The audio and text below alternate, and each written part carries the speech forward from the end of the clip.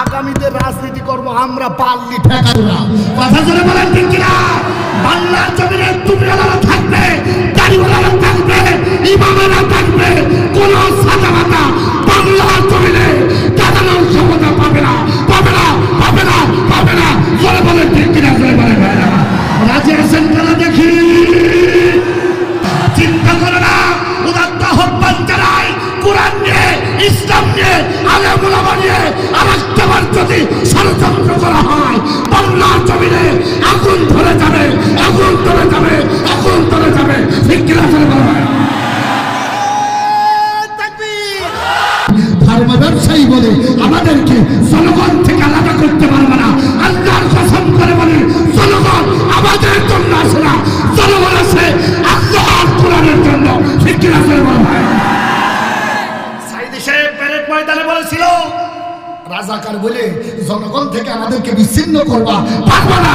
জনগণ সাইদির জন্য আসে না, জনগণ আছে আল্লাহর কোরআনের জন্য। ঠিক কিনা? ধরে বলা হয়। সে বলেছিল দেশ আমার, দেশ আমার বাপের, দেশ আমাদের রক্তে, যাদের সমাজ দেওয়া হয় নাই শুধুমাত্র আলেমদের বিপক্ষে যাওয়ার কারণে, তোমরাও যদি আলেমদের বিরুদ্ধে কথা বলো, বাংলার জমিনে এক ইঞ্চি জায়গা ছাড়বো না, ছাড়বো না, ছাড়বো না। আমরা উদাত্ত আহ্বান জানাই, আগামীতে দাওয়াত হবে পার্লামেন্টে। কোন সকিনা চলে না, মর্জিনাকে বাংলার বাস্তবে দেখতে চাই না।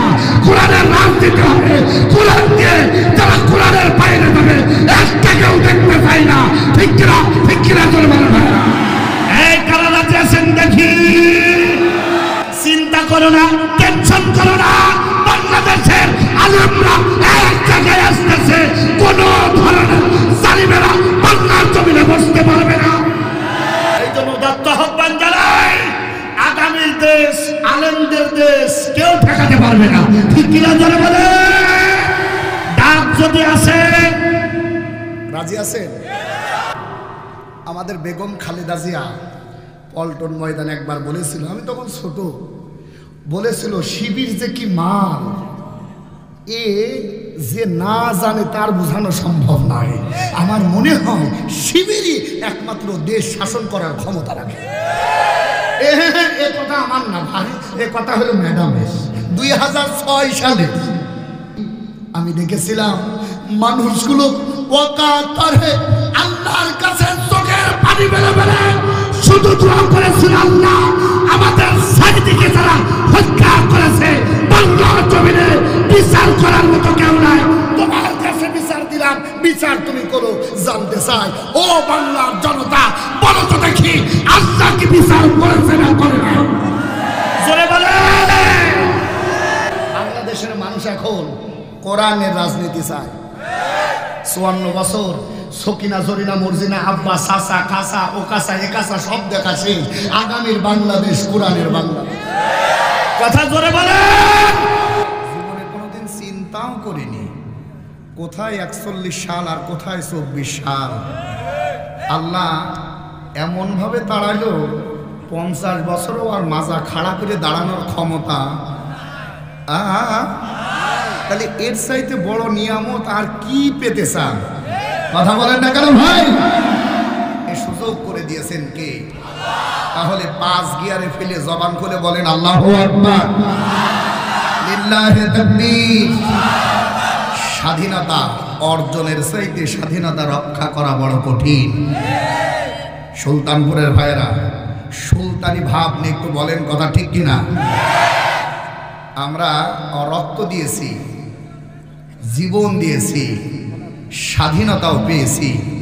তবে কেন যেন এখন মনে হচ্ছে ফিরাউনের লেজ ধরে আর এক কিছু ফিরাউন হুপড়ি খেয়ে উঠে দাঁড়ানোর জন্য চেষ্টা করছে। আমরা বলতে চাই কোনো লাভ নাই। যেনার টার্গেট ছিল 41 সাল, তিনি থাকতে পারে নাই। মামুর বেটা, তোমরাও যদি ও কাতারে যাও এমন গুতো খাবা তার কাটায় বাইতে যাবা তো ছোড়ার সময় পাবা না।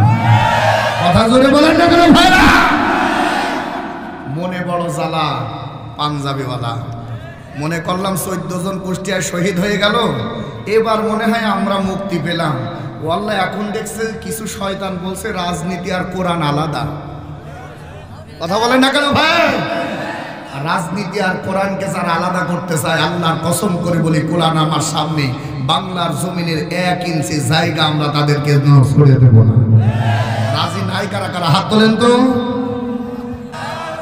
এই হাত তোলেনি কোনটা দেখেন তো, হাত তোলেনি কোনটা দেখেন। এই মুরব্বি মুরব্বি, ওই কোনার মুরব্বি হাত তোলেন।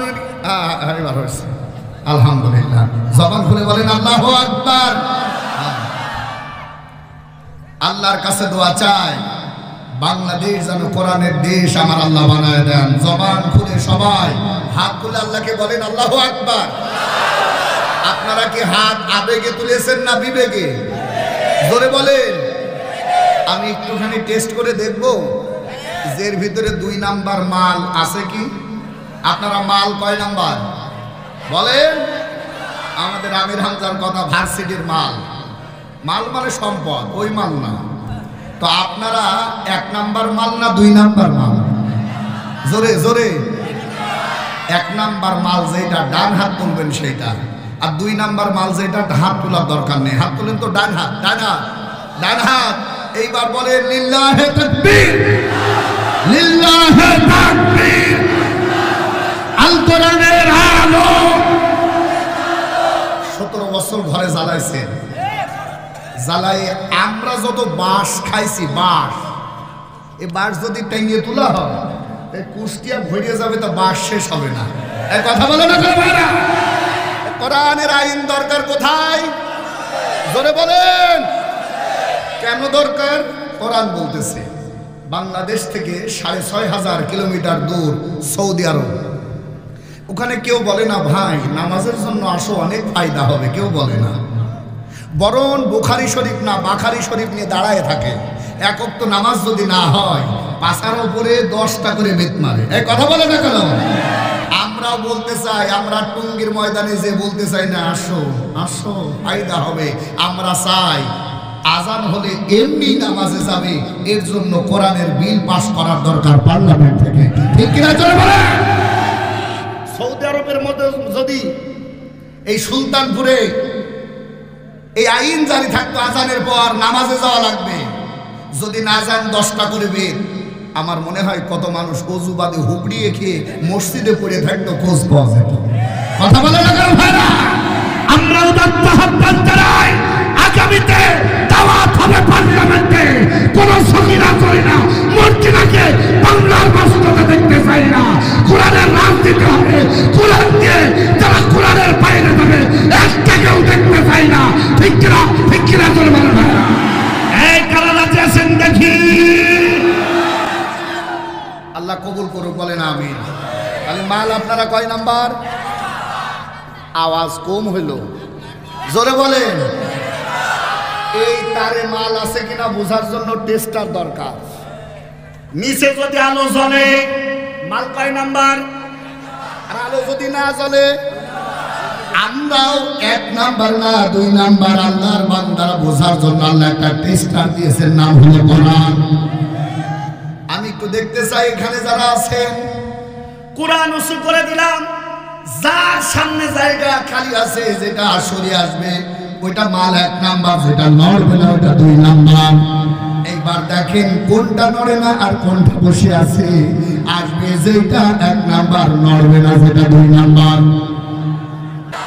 ওই কোনার কয়টা ভাই নড়ছে না, ওরা কি রওশনের সাথে লোক নাকি? আসেন আসেন, একেবারে যেন তেন হুজুর না, হয় আসতে হবে সামনে, নাই বাড়ি চলে যেতে হবে। ভাই আসেন, জবান খুলে বলেন আমাদের রব কে? আরো জোরে বলেন, আরো জোরে বলেন। আমরা দুনিয়ার কোনো মানুষকে পরোয়া করি না, দুনিয়ার কোনো মানুষকে আমরা হত্যা করি না। আমরা শুধুমাত্র একমাত্র ভয় করি। জবান খুলে বলেন না। আমার ভাইয়ের, আমার বন্ধুরা, যুগে যুগে যে বাচ্চারা আল্লাহকে বাদ দিয়ে মানুষ কিংবা অন্য কিছুর উপরে ডিপেন্ড করে টিকে থাকতে চেয়েছে, আমরা যুগে যুগে দেখেছি ওরা ছাতা মাথা হতে বেশি সময় লাগে না। তার উজ্জ্বল প্রমাণ হইল এই পেট নির্বাচন লেডি ফিরাউন হাসিনা। কথা জোরে বলে না কেন ভাই? না, চিন্তা ছিল আমার RAB police police, army, BGB, কুবরা এগুলোই যথেষ্ট, জনগণ লাগবে না। অথচ ও জানে না এই দুনিয়ার যত রাষ্ট্র আছে 228টা রাষ্ট্র, এই 228টা রাষ্ট্রের ভিতরে ছোট্ট ভূখণ্ড বাংলাদেশ, এই বাংলাদেশের মুসলমানেরা কোন ছাতা মাতাকে গোনার সময় দেয় না।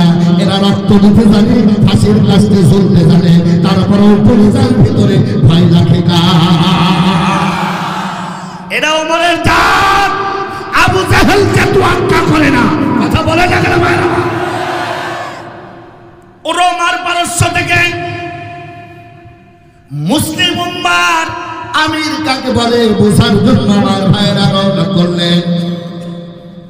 মুসলিম উম্মা সাহাবীদের কাছে সে ডাক দিয়ে বলতেছেন, তোমাদের বলে একজন আমির আছে। আমির কোথায়?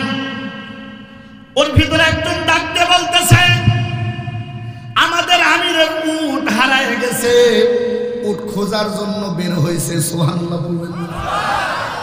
উনি কিন্তু আপনাদের এই সুলতানপুরের আল্লাহর বান্দারা চেয়ারম্যান কিংবা মেম্বার না, অর্ধ জাহানের খলিফা। আল্লাহর বান্দারা যে মানুষটা একটা রাস্তা দিয়ে যদি যেত, ওই রাস্তা দিয়ে 40 দিন শয়তান। আমার ভাইরা ডাকতে বলতেছে, তোমাদের আমির কই? উত্তর আসলো, আমিরের উট হারায় গেছে। আমিরের উট খুঁজে পায় না, এজন্য খোঁজার জন্য গেছে। কোন পথে গেছে? পথ ধরে ধরে তারা রওনা করলো। অনেক বড় ঘটনা, মূল থিওরিটা বোঝানোর জন্য বলছি ভাইরা। সামনে অগ্রসর হলো, হঠাৎ করে দেখতেছে একটা গাছের ছায়াতে আল্লাহর বান্দারা, একজন যুবক শুয়ে আছে, তার মাথার নিচে বালিশ নাই, আছে হলো গাছের শিকড়। গাছের শিকড়ের উপরে মাথাটা দিয়ে ঘুমায় আছে। আল্লাহর বান্দারা পায়ের শব্দে ওমরের ঘুম ভেঙে গেল। ডাকতে বলতেছে, আমরা তো খলিফাতুল মুসলিমিন হযরত ওমরের সন্ধানে বেরিয়েছি। ভাই আপনি কি জানেন? হযরত ওমর দাঁড়ায় বলতেছেন, আনা ওমর। সুবহানাল্লাহ বলবেন না?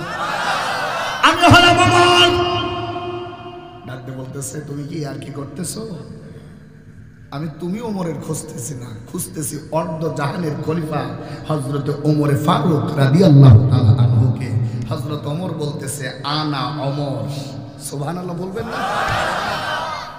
এটা কিভাবে সম্ভব? মানুষগুলো অবাক হয়ে গেল। এটাই যদি ওমর হয়, তাহলে দেখি মুসলমানরা মেহমান পাইলে খুশি হয় না বেজার হয়? এই প্রতিনিধিদেরকে পাওয়ার পর হযরত ওমর বললেন, চলেন আমার দরবারে যায়। আমাদের দরবার তো কুকুর শিয়াল মরে যায়, কবর 3 তালা হয়। এই কথা বলছেন না? হযরত ওমরের বাড়িতে নিয়ে গেলেন নাস্তা দেওয়ার জন্য। ভিতর থেকে খাবার আসলো, জবের আটার খড়ম মার্কা রুটি। আমার মনে হয় তাফসীরের কিতাবে এসেছে, এত শক্ত রুটি, ও রুটি দিয়ে যদি টাকলা মোরাদের মারা যেত তো টাক 2 ভাগ হয়ে যেত। শক্ত রুটি নিয়ে আসলো, সাথে আছে জয়তুনের তেল। সামনে দিল, ডাক দিয়ে বলতেছে, এটাই কি খাবার? আমাদের নাস্তা কই? ওমর বলতেছে, যে জবের আটা আর জয়তুনের তেল, এইটাই হলো আপনার নাস্তা। ডাকতে বলতেছে, এই যদি নাস্তা হয়, ওমর জানতে চায় এই খাবার কি তোমরা নিজেরাও খাও? ওমর রাদিয়াল্লাহু তাআলা আনহু ডাকতে বলতেছে, যেটা দেখা যায় সেটা শোনার দরকার নাই। দস্তারখানা বিছিয়ে হযরত ওমর ওই খাবার খাওয়ার জন্য বসে গেলেন। ভাইরা আমার, সবাই অবাক হয়ে গেল। অর্ধ জাহানের খলিফা, জবের আটার রুটি আর জয়তুনের তেল, এইটাই যদি খাবার হয়, ওমর রে জানতে চায় এর চাইতে ভালো খাবার কি তোমার খেতে মনে চায় না?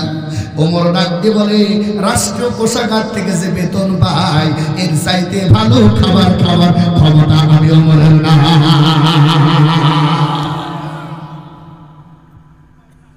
ডাকতে বলতেছেন, এত বড় শাসন ভার থাকে জয়তুনের তেল আর এই শুকনা রোটা, এটা খেয়ে তার জীবন চলে। শুধু তাই না, গাছের নিচে শিকড়ের উপরে মাথা দিয়ে ঘুমায় যিনি থাকে, আপনার কি র্যাব, সীতা, আর্মি, কুবরা, বিজিবি লাগে না? ওমর ডাকতে বলে, এগুলো না লাগার কারণ হলো আমি তো জনগণের খাদেম, আমার কেন এদের লাগবে, বরং আমি ওদের পাহারা দেব, এই জন্য আল্লাহ আমাকে নিযুক্ত করে রেখেছে। ভাইয়ের আমার, এটা শুধু ওয়াজ না, বিবেক দিয়ে চিন্তা করার জন্য বলতেছি। আমার ভাইরা, আমাদের যারা প্রতিনিধি হবে ওরা হবে আমাদের খাদেম। কথা জোরে বলেন না কেন ভাইরা? অথচ আমাদের খাদেম হয় যারা ভুঁড়ি থাকে 1 হাত, ক্ষমতা পাওয়ার পর ভুঁড়ি হয় 2.5 হাত। কথা বলেন না কেন ভাইরা? একটাই কারণ আমার ভাইরা, ওদের অন্তরের ভিতরে জনগণের ভয়, পুলিশের ভয় আর র্যাবের ভয় ওদের উপরে যায়, ভয় নাই আমার আল্লাহ। ডাকতে বলতেছ, আমার জানতে চাই তোমার কি ভয় লাগে না? ওমর ডাকতে বলে, ভয় আমার লাগে, কিন্তু আমার অভিভাবক দুনিয়ার কোনো মানুষ না, আমি এই দুনিয়ার কোনো মানুষের অস্ত্রকে ভয় পাই না, আমি ভয় পাই তার, আমার এই ক্ষমতাটুকু নয়, তামাম পৃথিবীর সব ক্ষমতা যার বজ্রমুঠির ভিতরে, ওই আল্লাহ আমার মালিক, আমার অভিভাবক। আর আমার ভিতরে এই চিন্তা আছে, আমি জনগণের কোনোদিন ফাঁকি দেই নাই, জনগণের হক নষ্ট করি নাই, জনগণও আমাকে ক্ষতি করবে না। আমার ভাইয়ের, আমার বন্ধুরা, কান্তপুরা বন্ধুরা, আমার হযরত ওমর বলে, জনগণ তো দূরের কথা, ফুরাত নদীর কিনারায় যদি একটা কুকুরও মারা যায়, আমি আমার আল্লাহর কাছে জবাব দিতে হবে, এই চিন্তায় পথ চলি। আমার ভাইয়েরা, এই হলো প্রতিনিধি, এই হলো অভিভাবক। আপনাদের কাছে করজোরে অনুরোধ করি, আগামীতে আমরাও এই ধরনের অভিভাবক বাংলাদেশে চাই। কথা জোরে বলে। আমাদের অভিভাবকগুলো সব এক প্ল্যাটফর্মে আসতেছে। কিছুদিন আগে সারা বাংলাদেশে মানুষের একটা আস্থার জায়গা ডক্টর শফিকুর রহমান বরিশাল গিয়েছিল চরমনা হুজুরের সঙ্গে দেখা করার জন্য। সাক্ষাৎ করেছে। চরমনার পীর সাহেব বজ্র কণ্ঠ দিয়ে বলেছে, বাংলাদেশে দিন কায়েমের আন্দোলনের ব্যালট হবে একটা। তো আওয়াজ জোরে দিয়ে বলেন না কেন ভাই? পীর সাহেব হুজুর বজ্র কণ্ঠ দিয়ে বলেছে, দিন কায়েমের আন্দোলনে বাংলাদেশের আগামীতে ব্যালট হবে একটা। এটা কথা শুনে এই আনন্দের একাগ্রতা দেখে, ভালোবাসা দেখে আমাদের আর এক ভাই যারা আছে ওরা এখন মাথার ঢিলা হয়ে গেছে। তার ঢিলা হয়েছে, বলতেছে কোরআন আলাদা আর রাজনীতি আলাদা। কথা বলেন, কথা বলেন। চিন্তা করো না, টেনশন করো না, বাংলাদেশের আলেমরা এক জায়গায় আসতেছে। কোন ধরনের জালিমেরা বাংলার জমিনে বসতে পারবে না। কথা জোরে বলে। যেই দেখতেছে এদিকে আল্লাহ বাবা মনুল হক সাহেবের হুঙ্কার, ওইদিকে বরিশালে পীর সাহেব হুজুরের হুঙ্কার, আর সারা বাংলাদেশের অভিভাবকের দায়িত্ব যারা আছে তারা জনে জনে এক একটা করে যখন আল্লাহর বান্দারা কোরআন দিয়ে মানুষদেরকে ডাকতেছে, ওনারা মনে করতেছে আমাদের বেলও নেই, বেরেকও নেই। কথা বলেন না কেন? এই জন্য আমাদেরকে বলছে ধর্ম ব্যবসায়ী। কথা বলেন না কেন? ও আমার ভাইরা, ধর্ম ব্যবসায়ী যদি আমরা হতাম, আমাদের একটা আল্লামা শহীদ দেলোয়ার হোসেন সাইদিকে তোমরা নিয়ে গেছো, কিন্তু আমার আল্লাহ ওর জায়গাটা পূরণ করার জন্য ডক্টর মিজানুর রহমান আজমিকে পাঠাইছে। ধর্ম ব্যবসায়ী যদি হতো 25 থেকে 30 লক্ষ লোকের সমাগম ও জায়গায় হওয়া সম্ভাবনা ছিল না। চিন্তা করো না, উদাত্ত আহ্বান জানাই, কোরআন নিয়ে, ইসলাম নিয়ে, আলেম ওলামা নিয়ে আরেকবার যদি ষড়যন্ত্র করা হয়, বাংলার জমিনে আগুন ধরে যাবে, আগুন ধরে যাবে, আগুন ধরে যাবে। ঠিক কিনা? তাকবীর।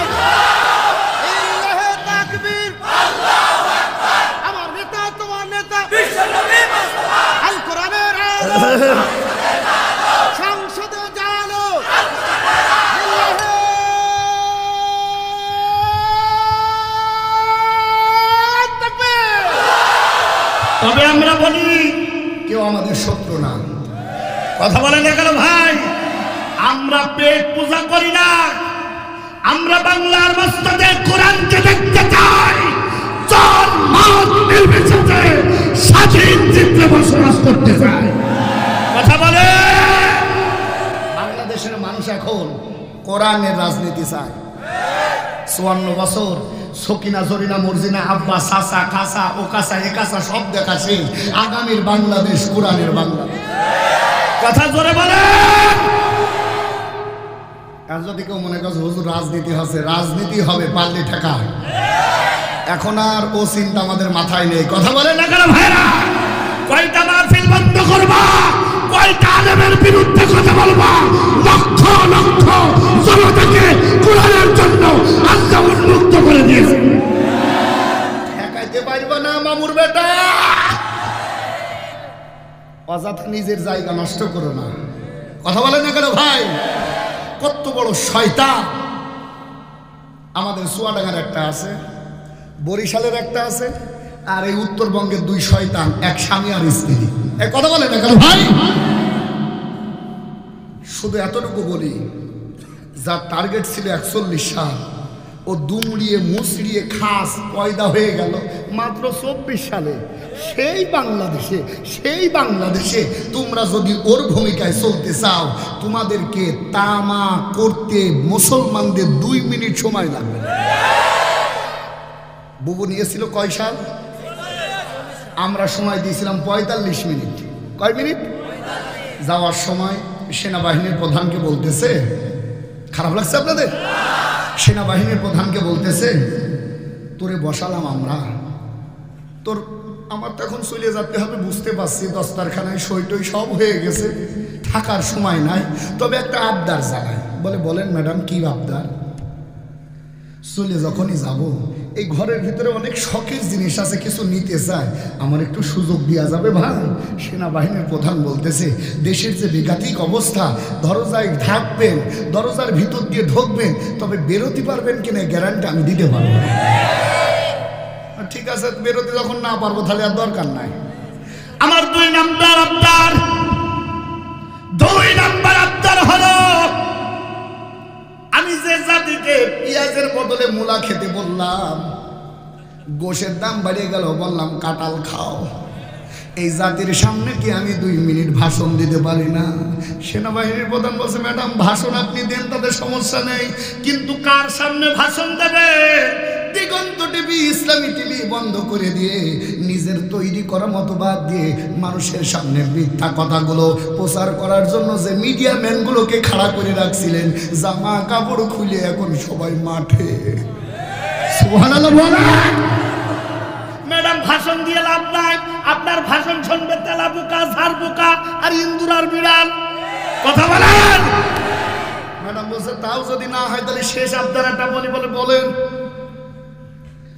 ডাকতে বলতেছে, ম্যাডাম সময় কিন্তু 45 মিনিট, বেশি গড়িমসি করেন না। ম্যাডাম বলতেছে, টাকার মধ্যে আব্বা, পয়সার মধ্যে আব্বা, মোড়ে মোড়ে আব্বা, খাতার মধ্যে আব্বা, স্কুলের মধ্যে আব্বা, এমনকি খুতবায় আব্বা তুলতে চাইছিলাম। আমার দরদের আব্বার কবরটা একটু জিয়ারত করতে যাই। সেনাবাহিনীর প্রধান বলতেছে, যান যান যান, তবে ওই কবরে বাঙালি আপনাকে উদ্যোগ করে যদি মাটি দেয়, ঠেকানোর কেউ থাকবে না। কথা বলে। যে বলেছিল দেশ আমার বাপের, দেশ আমাদের রক্তে, তাদের সমাজ দেওয়া হয় নাই, শুধুমাত্র আলেমদের বিপক্ষে যাওয়ার কারণে। তোমরাও যদি আলেমদের বিরুদ্ধে কথা বলো, বললার জমিনে কিন্তু জায়গা ছাড়বো না। ঠিক কিনা? অতএব তোমরা আমাদের শত্রু না, আমাদের বন্ধু। তোমরাও রক্ত ঝরিয়েছো আমরা জানি, তবে আসো মিলেমিশে চলি। আমাদেরকে বাদ দিয়ে মামুর বেটা চলতে পারবা না। কথা বলেন। আলেমরা দেশের সম্পদ। কথা বলেন ভাই, ঠিক কিনা? এই জন্য উদাত্ত হত্যা যারাই ফিরাউনের স্টাইলে চলবা, কখন বিসি উড়িয়ে দৌড় মারবে চিন্তা করতে হবে। কথা বলেন না কেন? আমাদের এক কালামানিক ছিল না বিচারপতি, শুধু টকশোতে গেলেই বলতো হুজুর ধর, হুজুর মার, হুজুর ধরে নাস্তা কর। 6 তারিখে দেখলাম শীত হয়ে পড়ে আছে কলার পাতা। আমার মাথায় এখনো 2টো মাল আছে। আমি প্রায় 37টা খাইছিলাম, এই ছোট ছোটটা খাইয়ে শীত হয়ে পড়েছিলাম অজ্ঞান হয়ে। পরে হাসপাতালে যাওয়ার পর আসার পরে দেখতেছি স্ক্রিনে লেখা কালামানি কলার পাতায়। আমি ওই সময় বেজার হয়ে আল্লাহর কাছে বলছিলাম, আল্লাহ আমি খুশি হতে পারিনি, তোমার বিচার একটু ভিন্ন কায়দায় দেখতে চাইছিলাম। শুধু কলার পাতায় যেই মানুষটা কোটি কোটি মানুষের হৃদয়ে বসবাস করত, শহীদ আল্লামা দেলোয়ার হোসেন সাঈদী 13টা বছর তাদেরকে জেলখানার ভিতরে রেখে ওরা ক্ষান্ত হয় নাই। আল্লাহর গোলামেরা ভুল ট্রিটমেন্টে যাদেরকে শেষ করে ফেলল, শেষ পর্যায়ে জানাজাটুকু ঠিক মতো হতে দেয় না। ওদের শুধু কলা পাতায় শোয়াবা আমার মনে মেনে নিল না। পরে 9 তারিখে দেখলাম ও কালামানিকের একটা বিসি উড়িয়ে দৌড় মেরেছে। তখন আল্লাহর কাছে বললাম, আল্লাহ তোমার মার দুনিয়ার পার, ওদিকে যাবা কখন কোন অবস্থায় বিসি থাকবে না টেরও পাবা না। কথা বলেন। এই জন্য দত্ত আহ্বান জানাই, আগামীর দেশ আলেমদের দেশ, কেউ ঠেকাতে পারবে না। ঠিক কিনা জোরে বলে। ডাক যদি আসে, রাজি আছেন? রাজি আছেন? তাহলে দেখি একটু গিয়ার বাড়াই দিয়ে হাত তোলেন তো। লিল্লাহে তাকবীর। আমরা আলেমের পক্ষে না জালেমের পক্ষে? হাত তোলেন জোরে জোরে জোরে জোরে। লিল্লাহে তাকবীর। এবার বলেন তো আমরা আলেম চাই না জালেম চাই? জোরে বলেন। কিন্তু ওই বিহাইয়া জালেম যেন আর দেশে না আসে। আমার মনে হয় কি জানেন, 2-1টা কথা বলবো, রাগ করবেন না তো? আমার মনে হয় ইতিহাসের পাতায় এর চাইতে নির্লজ্জ বিহায়া মহিলা আর একটাও নাই। কেন? 2টা উত্তর দিয়ে আমি তাফসীরের দিকে যাব। 1, যখন চলে যায়, আচ্ছা বলবো, চলে যখন যায় গায়ের ব্লাউজটা পর্যন্ত নিয়ে যাওয়ার সময় পায় না। ওই মহিলা যদি আবার বলে আমি পাশে আছি, শর্ট করে ঢুকে পড়বো, তাহলে এর চাইতে বিহায়া নির্লজ্জ আর হয়? জোরে বলে। তবে আমরা বলি আয় খেলা হবে। কথা বলে না কেন? কি হবে? খেলা হবে, খেলা হবে, খেলা হবে বলে শাসি গেল পালাইয়া। আর আমরা এখন বলি খেলা আমরা খেলবো। কথা বলেন। ওরা বলেছিল খেলা হবে, আর আল্লাহ বলছে খেলা ফিনিশিং করব আমি আল্লাহ। আমার সাথে দেবে যারা পাল্লা, ওর মাথা বডি থাকবে কিন্তু থাকবে না কাল্লা। কথা বলে না কেন ভাই? না অতএব চিন্তা করো না, ওর অবস্থায় যারা যাবে বাংলাদেশের 1 ইঞ্চি জায়গা তারা পাবে না। কথা বলেন। আমার ভাইয়ের, আমার বন্ধুরা লক্ষ্য করেন, তাহলে আমাদের চাওয়া আমাদের পাওয়া এই বাংলাদেশে কোরআনের রাজ কায়েম হবে। বলেন ঠিক কিনা? এর জন্য দরকার হলো আলেম না জালেম? এটা জোরে বলেন। আমার আলোচনার আলোচ্য বিষয় হলো সূরাতুল ইয়াসিন। আল্লাহর বান্দারা আর আপনারা লিখেছেন সুলতানপুর যুব সমাজের উদ্যোগে কি মাহফিল? গিয়ার বাড়ান। তাফসীর কায়দা আজকে আপনাদেরকে বুঝাই দেব সূরাতুল ইয়াসিন থেকে ইনশাআল্লাহ। তবে আপনাদেরকে বলি, যারা আলেমের পক্ষে থাকে ওদের ইজ্জত আর সম্মান বাড়ায় দেয় কি?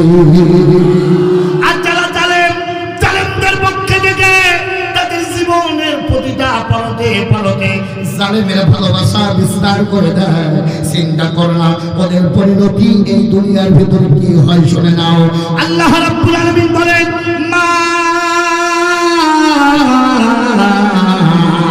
আনজালনা আলাইকাল কুরআনা লিতাশকা।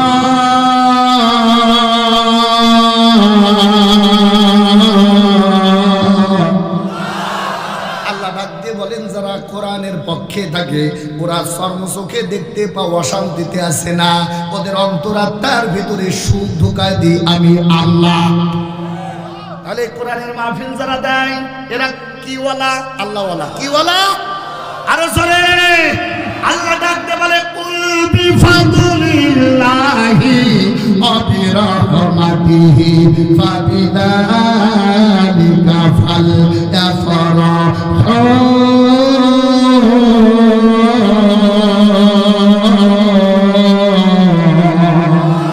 হুয়া খায়রুম মিম্মা ইয়াজমাউন।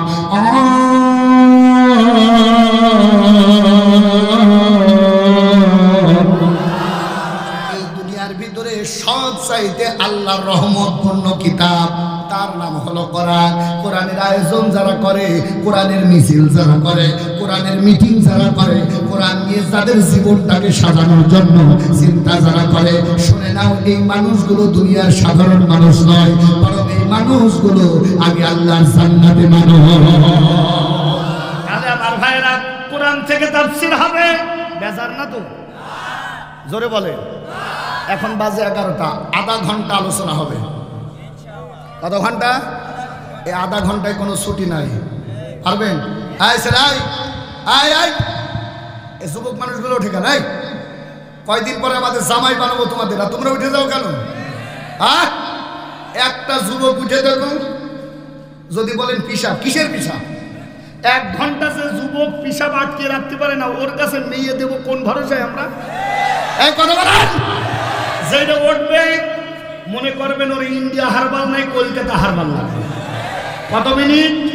এই আধা ঘন্টায় একজন উঠে দেখেন কিসের পিসাব।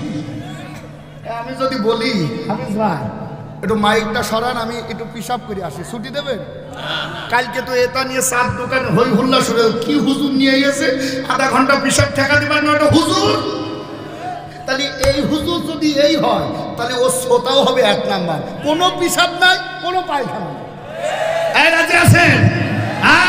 এবার যেটা উঠবে মনে করবেন ওর বল বিয়ারিং শেষ। দেখেন তো কোনটা ওঠে। যদি একটা যুবক উঠেছে, তাহলে মনে করবেন ওর কলকাতা নাই হারবাল, যে কোনো একটা হারবাল লাগবে। আর ওর কাছে মেয়ে দেওয়ার কোনো দরকার নেই, ও ছাতা দিলেও যা, না দিলেও তা। দেখেন কোনটা ওঠে।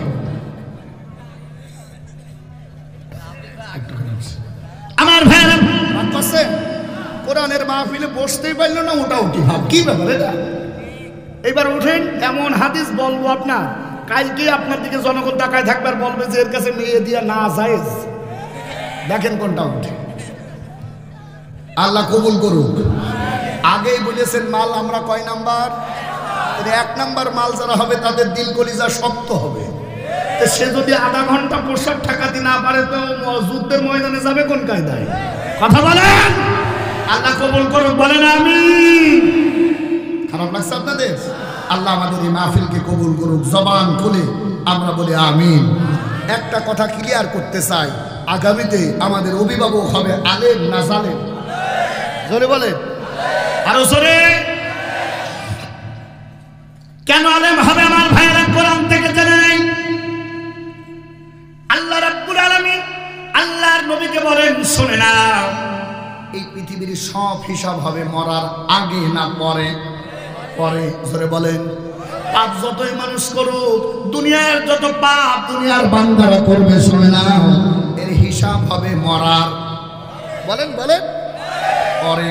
কেউ যদি চুরি করে উত্তর দেবে আমার আল্লাহ, কেউ যদি মিথ্যা বলে তার জবাব দেবে আমার আল্লাহ।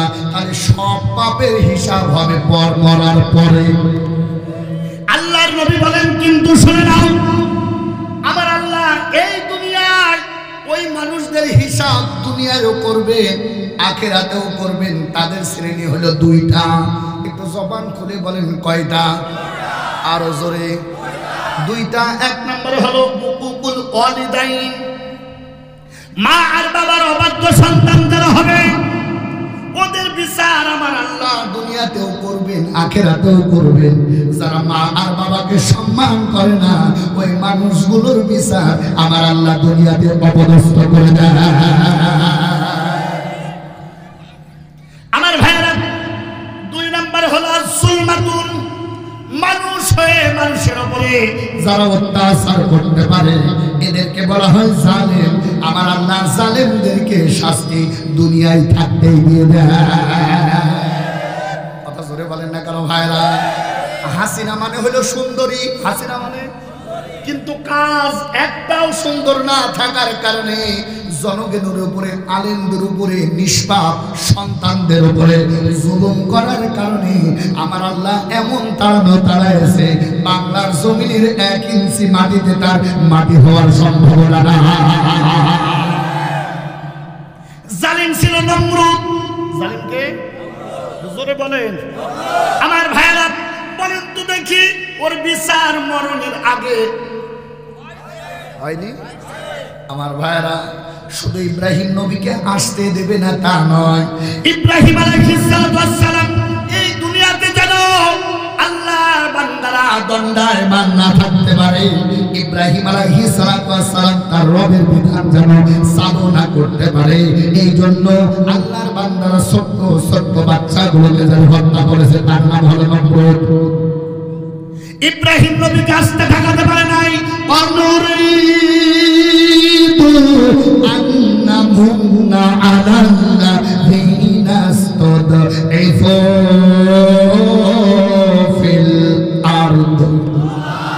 আমার ভাইয়েরা, আল্লাহ ডাকতে বলে ইব্রাহিম নবীকে আমি পাঠাবো, আর নমরুদ বলে আমি আসতে দেব না। ক্ষমতা জারি হবে কার? জোরে বলেন কার? আমার আল্লাহ ইব্রাহিম নবীকে দুনিয়ায় পাঠালেন, রাজত্ব দিয়ে দিলেন, কিন্তু নমরুদ শিক্ষাতে পারে নাই।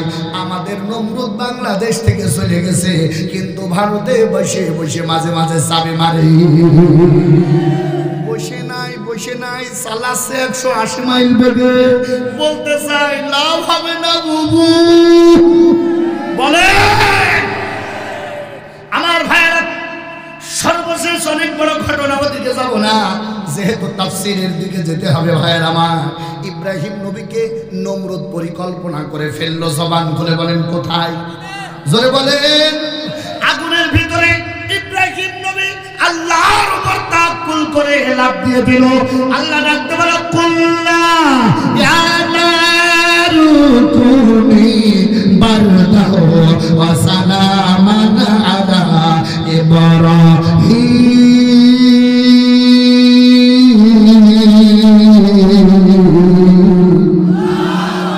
ইব্রাহিম নবীকে আল্লাহর গোলামেরা নমরুদ ফেলে দিল আগুনে। এই ফিরাউনের বাদশা আমাদেরও যোগ্যতা সম্পন্ন আলেমদেরকে ফেললো জেলখানার কন্ডেম সেলে। চিন্তা করো না, আল্লাহর বান্দারা জেলখানার ফাঁসির কষ্ট থেকে এই টুপিওয়ালারা কোনোদিন ভয় পায় না। আরে আমাদের বাপের নাম হলো নবী, আমাদের জাতির পিতা নবী, আমাদের আদি পিতা নবী, আমাদেরকে শাফায়াত করবে যে তিনিও হলো নবী। চিন্তা করো না, আমরা নবীর জাত, কোন মানুষের কাছে আমাদের মাথা নত হবে না। রক্ত যদি দিতে হয় রক্ত দিতে পারি, ফাঁসিতে যদি চলতে হয় ফাঁসিতে যেতে পারি, কোন বাতিলের কাছে মাথা নত করতে পারে না। কারণ আমাদের রক্তে বয় নবীদের রক্ত। কথা বলে না কেন ভাইরা? আমার ভাইরা আগুনের ভিতরে ফেলে দিল। ইব্রাহিম নবী আল্লাহর উপরে তাওয়াক্কুল করে আগুনের ভিতরে লাফ দিল। এই নবীদের সন্তান, এই নবীদের রক্তে গড়া সন্তান। এতটুকু একটা হুজুর আছে রফিকুল ইসলাম মাদানী, আমরা দেখেছি ওরে হাতের ভিতরে বেড়ি, পায়ের ভিতরে বেড়ি, বুকের ভিতরে বেড়ি, এইভাবে চোরের মতো টানতে টানতে নিয়ে যায়। আর আমার রফিকুল ভাই আল্লাহর বান্দারা আঙ্গুল ইশারা করে তাকবীর দিতে দিতে যায়। এই তাকবীর ঠেকানোর ক্ষমতা আল্লাহর এই জমিনে কারোর না। কথা জোরে বলে। একটুখানি হুজুর ভূমিকা দেখলে মনে হয় এ যেন আল্লাহর খাস রহমত। বলেন না কেন ভাই? জোরে বলেন। এই জাতি দুনিয়ার কারোর কাছে মাথা নত করে না, দুনিয়ার কোন মানুষকে তোয়াক্কা করে না। তার কারণ এরা জানে আমার জীবনের মালিক একজন, তিনি কে? আর জবান খুলে বলেন কে কে? তোমরা জেলখানার ভয়ে কেউ ভারতে, কেউ ইংল্যান্ডে, কেউ কাবায় হুপসিকে পুটি কই বুড়ি আসো। আর আলেমরা সিংহের মতো গর্জন দিয়ে জেলখানায় গেছে, কোন সকিনা জরিনার কাছে মাথা নত করে না। আমাদের ইব্রাহিম নবীও আগুনে, কিন্তু নমরুদের কাছে মাথা নত করে না। নমরুদ তাকায় দেখতেছে ইব্রাহিম নবী আগুনের ভিতরে খেলা করতেছে। সুবহানাল্লাহ বলবেন না? আগুনের ভিতরে খেলা করে। নমরুদ ডাকতে বলে, আগুন, ও আগুন, এত টাকা খরচ করে তোরে আমি পারলাম, তোর কি ক্ষমতা নাই, তোর কি জোর নাই? তাফসীরের কিতাবে জালালাইনের ভিতরে এসেছে, আগুন ডাকতে বলে, আল্লাহ আমার জবানটা একটু খুলে দাও, তোমার বলা লাগবে না, আমি নমরুদের জবানের উত্তর আমি দিয়ে দেই, প্রশ্নের উত্তর। আল্লাহ বলে একটুখানি খুলে দিলাম। আগুন ডাকতে বলে, নমরুদ আমার পাওয়ার আছে কিনা, তুই আয়, আয়। তার কারণ হলো আমার আল্লাহ নোটিশ জারি করে দিয়েছে, কুল্লা ইয়া নারু কুনি বারদাও ওয়া সালামান আলা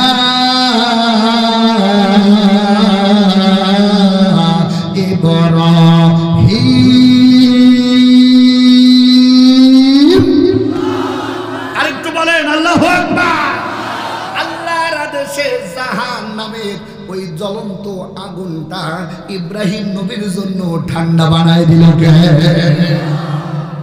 আমার ভাইয়েরা, একান্ত প্রিয় আপনজনের আমার যে কলিজার টুকরা ভাইগুলোকে আল্লাহর বান্দারা আয়না ঘরে রেখেছিলেন, আয়না ঘরে রাখার পরে 8 বছর 12 বছর জীবিত থাকার কথা না, জীবিত করেছেন। জবান খুলে বলেন কি? নমরুদ চিন্তা করছে, ইব্রাহিম নবীরে মারতে পারলাম না, দাঁড়া তোরা আল্লাহর এবার দেখি। বড় বড় সিঁড়ি তৈরি করলেন, একেবারে অনেক দূরে যে ডাকতে বললেন, একটা তীর দে আর একটা ধনুক দে।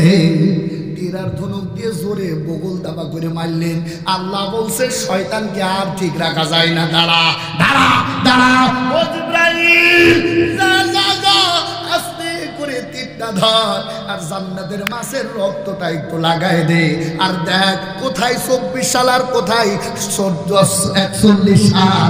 আমি আল্লাহ টানা টানা করে দেবো, চিন্তা করতে পারবে না।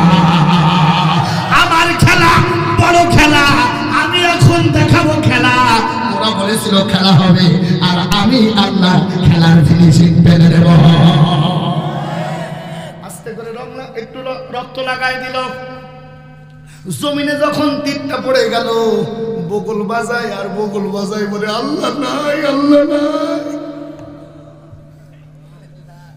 কি করা যায়, যাও নর্তকী নিয়ে আসো, মদ দিয়ে গান বাজনা শুরু করো। ওরাও জানে আমাদের আনন্দের জন্য মাঝে মাঝে কিছু মুফতি মমতাজের মতো মোটা মোটা বিটি লাগে। কথা বলেন না কেন ভাইরা? কিছুদিন আগে আমি গিয়েছিলাম ওই মুফতির বাড়ির এলাকাতে, মানিকগঞ্জে আলোচনা করতেছে। বলছি, ও বাবু, আমাদের ভাইকে যাই, ভাইকে যাই, তুমি কই কই? একটা জবাব পাইনি। কিছুদিন আগে স্ট্যাটাস দিয়েছে, আমি শিল্পী ছিলাম, ভালো ছিলাম, আর রাজনৈতিকের না আশায় আমার ভালো ছিল। বুবু কাইদো না, কাইদো না, কাইদো না, কাইয়ে হাসতে বের করে বাংলার জমিনে বিচার হবে। কথা বলে, বড় বড় জালেম ধরা শুরু হয়েছে। ছোট জালেম, মেজে জালেম, সাইজে জালেম, ন জালেম, কোন জালেম ঠিক থাকবে না। একটা একটা করে বিচার হবে হবে হবে। কথা বলে আমার ভাইয়েরা, চারিদিকে গান বাজনা শুরু হয়ে গেল। নমরুদ বসে আছে এই কায়দায়, খেয়াল করেন, এইভাবে বসে আছে। আল্লাহ বলছে, এই শয়তানকে আর রাখা গেল না, এইভাবে বসে আছে। আল্লাহর তরফ থেকে একদল সৈনিক পাঠাই দিলেন, বৈষম্য বিরোধী মশা। বৈষম্য বিরোধী বলেন, বলেন, বৈষম্য বিরোধী আন্দোলনের অন্যতম লিডার ছিল ন্যাংরা মশা। কথা বলেন না কেন?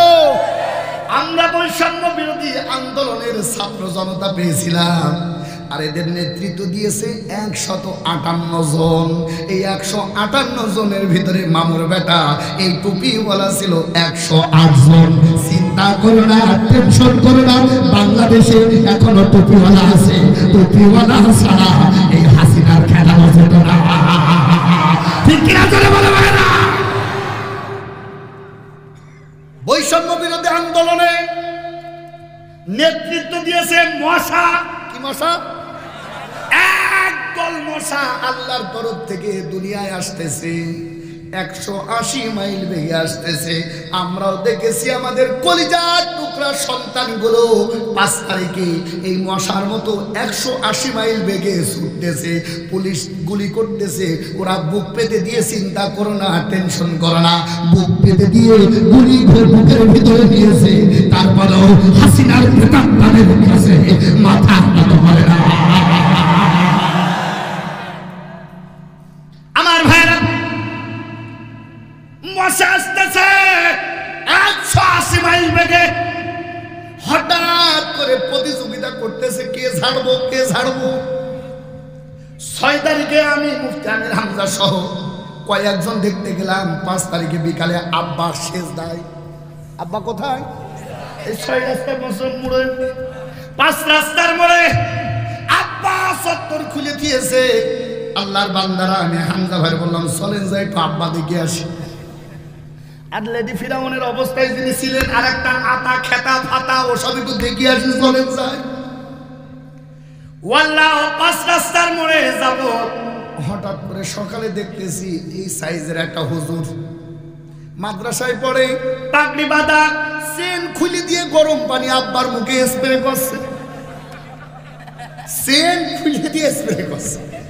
আলাম ভাই ওখানে কিডা দাঁড়িয়ে, একটু চলেন তো দেখি যাই, চলেন।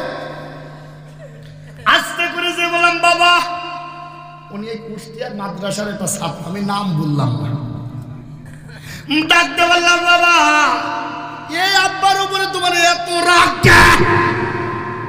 হুজুর জানেন না, আব্বা যখন খাড়া করেন, এই খাড়া করার সময়, আব্বাকে খাড়া করার সময় এই মোড়ে কে যেন একটা ডিম ছুড়ে না কাদা ছুড়ে মারছিল। তারপরে আমার মাদ্রাসার 3টা তালেবুল ইলমের উপরে মামলা দায়ের করছিল। এখনো তারা জেলখানায় আছে।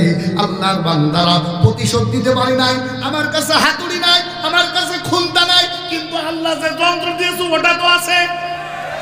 কি করব? চেন খুলে দিয়ে গরম পানি স্প্রে করলাম। আল্লাহর কাছে বললাম, আল্লাহ দুনিয়ায় গরম পানি দিলাম আমি, আর জাহান্নামে গরম পানি দিও তুমি। তোমরা কোন আসলে? আমি তো তাকায় দেখলাম কেউ নাই। বললাম ভাই আমরা কোনাই ছিলাম, দেখছি তোমার স্প্রে করা। সম্মান দেওয়ার মালিক কে? আল্লাহ। তারপরে থেকে 4 জন পুলিশ রাত দিন 24 ঘন্টা আব্বারে পাহারা দিত।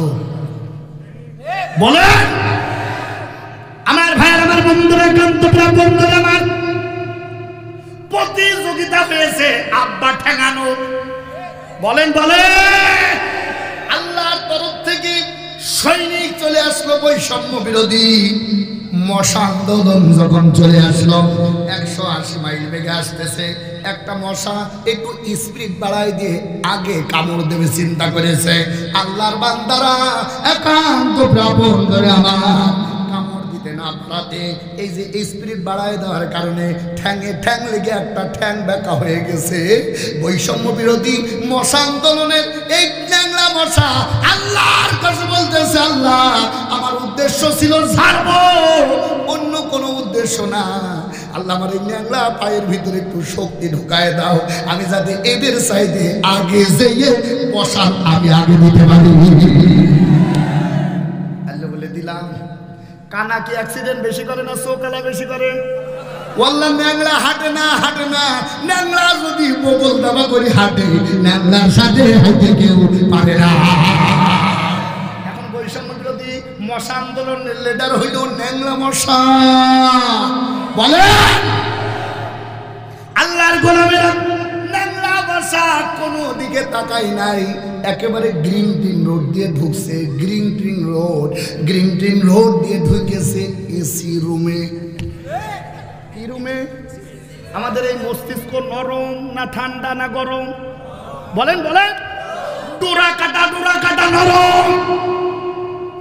এসি রুমে ঢুকে মশা বলতেছে, আল্লাহ সেই তোমার জায়গা থেকে দৌড়ায় আসলাম তোমার কারণে, আর তুমি এত সুন্দর ঠান্ডায় এসি রুম রাখবা জীবনে চিন্তা করি না। মশা এখন কোথায় বলেন? এসি রুমে ঢুকছে। আল্লাহর কাছে বলছে, আল্লাহ ঝাড়বো তো বটে, একটুখানি সময় দাও, এত ঠান্ডা রোম, এত পরিশ্রম করে আসলাম, আমি একটুখানি আরাম ফরমাতে চাই। আল্লাহ বলছে, তোরে উন্মুক্ত করিয়ে দিলাম, যা পারিস কর।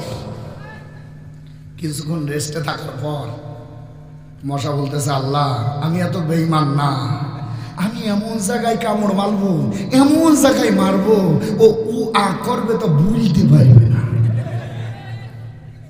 মশা খাড়া হয়ে মেনতারে কামড় মারছে, মেনতারে। রাজাকার বলে আমারে গালি দিয়েছো, আমাদের গালি দিয়েছো, আমরা কত রাগ করেছি, কিন্তু এই রাজাকারের ভিতরে এত সুন্দর মেডিসিন তুমি আল্লাহ রাখেছো, জীবনে বুঝতে পারি না। তুমি কে আমি কে বলেন বলেন। হুজুরদের রাজাকার বলিয়ে ডান্ডা বাড়ি মাঝে জনগণের কাছে যা করেছো, আমার আল্লাহ ওইটাকে প্যাকেট করে রেখে এই 5 তারিখে এমন ঝাড়া ঝাড়িয়েছে, জনগণ বুঝিয়ে দিয়েছে এই বাংলাদেশের টাটকা নির্ভেজাল রাজাকার হইল ওই মাল। কথা বলেন। কেন বললাম ভাইরা?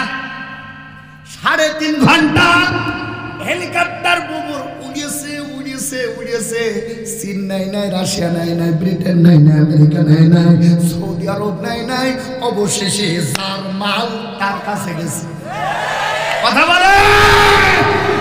কত মাল যদি ওর হয়, ওই তো পাকা নির্ভেজাল কর করে বাংলাদেশের রাজাকার বলে।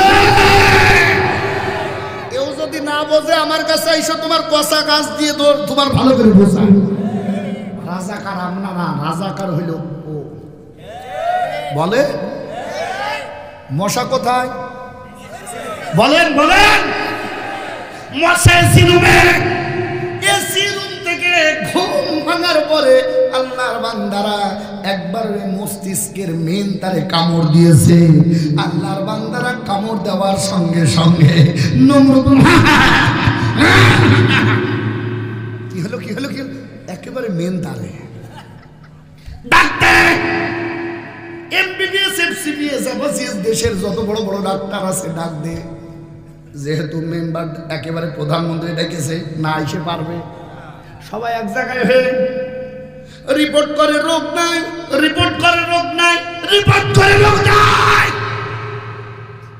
এখন বলবেন হুজুর সেই সময় কি সিটি স্ক্যান ছিল? না, সেই সময় একটা টোল ছিল, আল্লাহর বান্দারা মালিশ করলে সিটি স্ক্যানের মতো তারা আন্দাজ করতে পারত।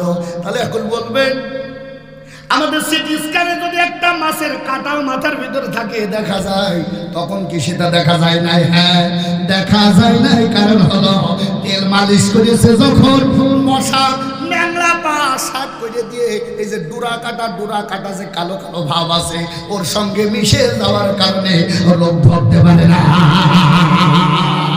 আর আমাদের এই বৈষম্য বিরোধী ছাত্র আন্দোলনের এক একটা তররাজা যুবক ঢাকা বিশ্ববিদ্যালয়ের গোপনে, রাজশাহী বিশ্ববিদ্যালয় গোপনে, ইসলামী বিশ্ববিদ্যালয় গোপনে একটা করে উঠে দেখে সব শিবিরের মাল। কথা বলে। ম্যাডাম বলতেছে ও আল্লাহ, এদের যে চিরনি অভিযান দিয়ে ডরলাম এরা কনে ছিল, ওই মশার মতো লুকিয়ে ক্যাম্পাসে ছিল বুবু, চিন্তা করতে পারো নাই এমন কামড় দিয়েছে 50 বছরেও মাজা উঁচু করার ক্ষমতা নাই। কথা জোরে বলেন ঠিক কিনা? আমাদের বেগম খালেদা জিয়া পল্টন ময়দানে একবার বলেছিল, আমি তখন ছোট, বলেছিল শিবির যে কি মাল, এ যে না জানে তার বোঝানো সম্ভব নয়। আমার মনে হয় শিবিরই একমাত্র দেশ শাসন করার ক্ষমতা রাখে। এ কথা আমার না ভাই, এ কথা হলো ম্যাডামের। 2006 সালে। তুমি চিন্তা করিলে ফিসে খাইয়ে যাবা। মানুষ আমাদের জিজ্ঞাসা করতে, হুজুর আল্লাহর রহমত আসবে না? আমরা বললাম উনি 41 সাল নিয়েছে, আর আমার মনে হয় 81 সালেও উনি ভারতে যায়, তেল তেলি হয়ে যায়। এখানে আসে মনে হয় যুবতী যুবতী ভাব। ও সাথে 41 সালকে, আমার মনে হয় 81 সালেও ও বুড়ি হবে না। কিন্তু আমার আল্লাহর মায়, আমার আল্লাহর মায়, আমার আল্লাহর মায় এমন মা, বুড়ি এখন তুবড়িয়ে গিয়েছে। ও এখন ওই তুবড়ি ফেস ওয়াশ মাইকেও সমান হচ্ছে না। আমার ভাইরা রাগ করছেন? আমি তো এরকমই হুজুর, চাইলেই তো দাওয়াত দিয়েছেন, কি করবো বলেন? আসেন সামনে বাড়ান। আমার ভাইয়ের, আমার বন্ধুরা, কোন আয়াত দেবেন নিয়ে আসেন, ওই আয়াত দিয়ে ভিসা হবে, চিন্তাও করতে পারবেন না। বলে আল্লাহর বান্দারা মেন্টারে যখন কামড় দেয়, ডাক্তারগুলো আসে, রিপোর্ট করে রোগ নাই। আমি কিন্তু নমরুদের কথা বলছি। আমার ভাইয়ের, নমরুদ বলতেছে, কি ছাতা ডাক্তার তোমরা, আমার এই মাথার একটা যন্ত্রণা ঠিক করতে পারছো না, তোমাদের কি জন্য পুষেছি? পুলিশ যখন ফায়ার করে, যুবকেরা বুক পেতে দেয়, আবু সাইদের রক্ত ঝরে। ম্যাডাম তখন বলে, কি করছো, এত ট্রেনিং এত টাকা খরচ করে কি করো? প্রশাসনের লোকজন বলছে, ম্যাডাম গুলি করি, বুক পেতে দেয়, গুলি করি, সামনে আসে। এ কোন জাত? এ হইল নবীর জাত। বলে কোন জিনিসে গুলি করে পিছিয়ে যায়, আরে গুলি করে বুক পাইতে দেয়, এটা আমরা ঠকাবো কোন কায়দায়? ম্যাডাম বলে। আমার ভাই, আমার বন্ধুরা, কেন তোমরা বন্ধুরা আমার, ডাক্তার সব এক জায়গায়, মশার কামড় কিন্তু থেমে নাই। এক ডাক্তার ছিল, অন্য দলের ডাক্তার, এর না সুযোগ পেয়ে একবারই মেরে বলছে, দূর ছাতা। কি বলছে? দূর ছাতা। যারা বলেছে বিডিআর বিদ্রোহর ওই পিলখানায় আগেই বুবু তাদের ফিসে ফেলেছে। কথা বলেন না কেন ভাইরা? বাংলাদেশে যদি আরো 1000 বছর তৈরি করো, আল্লাহর কসম করে বলি, বিডিআর বিদ্রোহের অবস্থা, এই যোগ্য নেতৃত্ব দেওয়ার মানুষগুলো তৈরি হওয়া সম্ভব না। কথা জোরে বলে। এক ডাক্তার যাই বলেছে দূর, একটা বাড়ি মেরেছে অবশ্য, কিন্তু ডাক্তার বাড়ি মেরেছে যখন মশার কামড় বন্ধ হয়ে গেছে, তখন সুবহানাল্লাহ বলবেন না? নমরুদ বলতেছে, সব ডাক্তার সব, এইটাই আসল ডাক্তার, মারে। এতক্ষণ যত ট্যাবলেট দিয়েছিস জ্বালা কম পড়ে নাই, এ যখন এক ঘা মারিয়েছে, আমার মাথার ব্যথা কম হয়ে গেছে, সব ডাক্তার সরে যা, এইটাই হলো আসল ডাক্তার, মারে। ডাক্তার বলছে, কি বিপদে পড়লাম গো? ডাক্তার ডান হাত দিয়ে মারে, বাম দিকে যায়, বাম হাত দিয়ে মারে, ডান দিকে যায়। নমরুদ বলতেছে, তুই আমার আব্বা, তুই থামিস না মা। তার কারণ মার যখন শুরু হয়, মশা তখন রেস্টে আছে ভাই, মশা ঘুমায়, মার যখন শুরু হয়, ডাক্তার বলছে, হাত লেগে গেছে, একটু রেস্ট দরকার। কই না, তুই মা, তুই আমার আব্বা, তুই আমার খালু, তুই মার বাপ, তোর কি লাগবে আমি দেবো, মারে। ডাক্তারের তো হাত লেগে গেছে, সাপ কাটছে, একটু থেমেছে, ওদিকে মশার কামড় শুরু হয়ে গেছে। তারপরে ডাক্তার যখন মারে, মশা তখন ঘুমায়, ডাক্তার যখন মারে, মশা তখন ঘুমায়, মশা যখন কামড়ায়, ডাক্তার তখন রেস্টে আছে ভাই। কথা বলে আমার ভাইয়ের, এখানে শেষ রাত, হঠাৎ ইন্ডিপেন্ডেন্টারি পাশ দিয়ে যাচ্ছিল ওই বাড়ির দাসী। ডাক্তার বলছে, ও আমি আর পাচ্ছি না, তুই একটু ধর। দাসী বলতেছে, এতদিন খুঁজেছি জানি, আজ আমি পেয়ে গেছি তারে, এমন ঝাড়া ঝাড়বো চিন্তা করতে পারবা না। বাংলাদেশেরও মানুষও 17 বছরের জ্বালা, 17 বছরের জ্বালা 5 তারিখে এমন মিটানো মিটাইছে, লেডি ফিরাউনের বাইসা পেতনির বাইসা পেতনি মরণের পরে ভুলবে না। কথা বলে লাগছে? আমি কি দোয়া করবো না চলবে? একটু চলবে চলবে।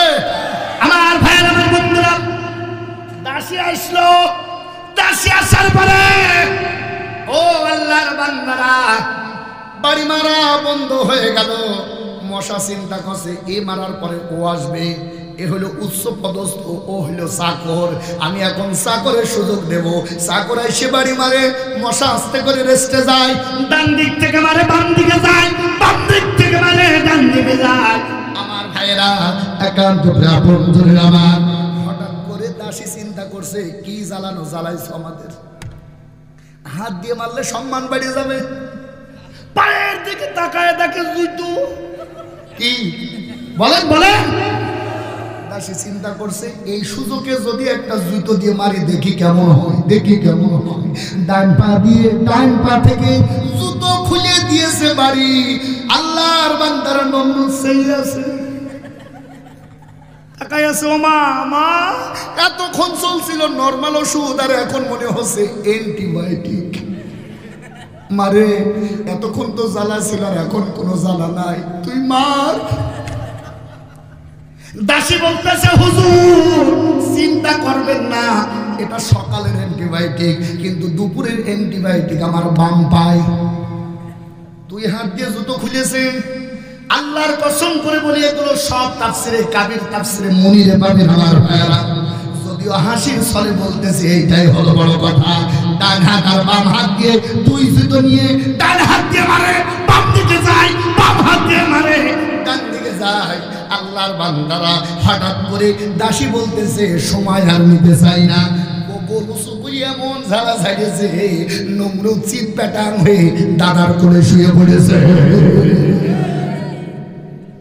নমরুদ ছিল জালেম। কি আল্লাহ সোজা করার জন্য পাঠালো কি? ওরে শুধু মশা না, ন্যাংলা মশা। কি মশা? জোরে বলে, ন্যাংলা মশা। আর দুই নাম্বার অস্ত্র হলো জোতা। আমার আল্লাহ জালিমদেরকে দুনিয়ায় থাকাকালীন এইভাবে শাস্তি দেয়, জনগণ বুঝতে পারে না। দুইটা পাপের শাস্তি, যে হাদিসটা বলার জন্য এত কথা নিয়ে আসলাম। এক, উকুকুল ওয়ালিদাইন, মা বাবার অবাধ্য সন্তান। আর দুই, যারা মানুষ হয়ে মানুষের উপরে জুলুম করে, আমার আল্লাহ মরার আগে তার শাস্তি দেয়। বলেন বলেন।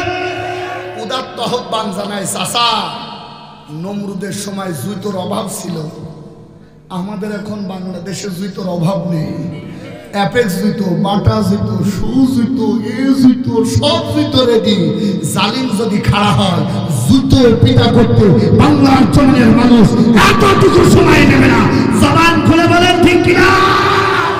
তাহলে এবার বলেন, আমরা আলেম চাই না জালেম চাই? আলেম যদি চাই সম্মান, আর জালেম যদি চাই তাহলে জুতো জুতো জুতো। কথা বলেন ঠিক কিনা? আল্লাহর কাছে দোয়া চাই, বলেন লিল্লাহি তাকবীর। আল্লাহ তুমি বাংলার জমিনে আমাদেরকে আলেমদের সমাগম বানায় দাও।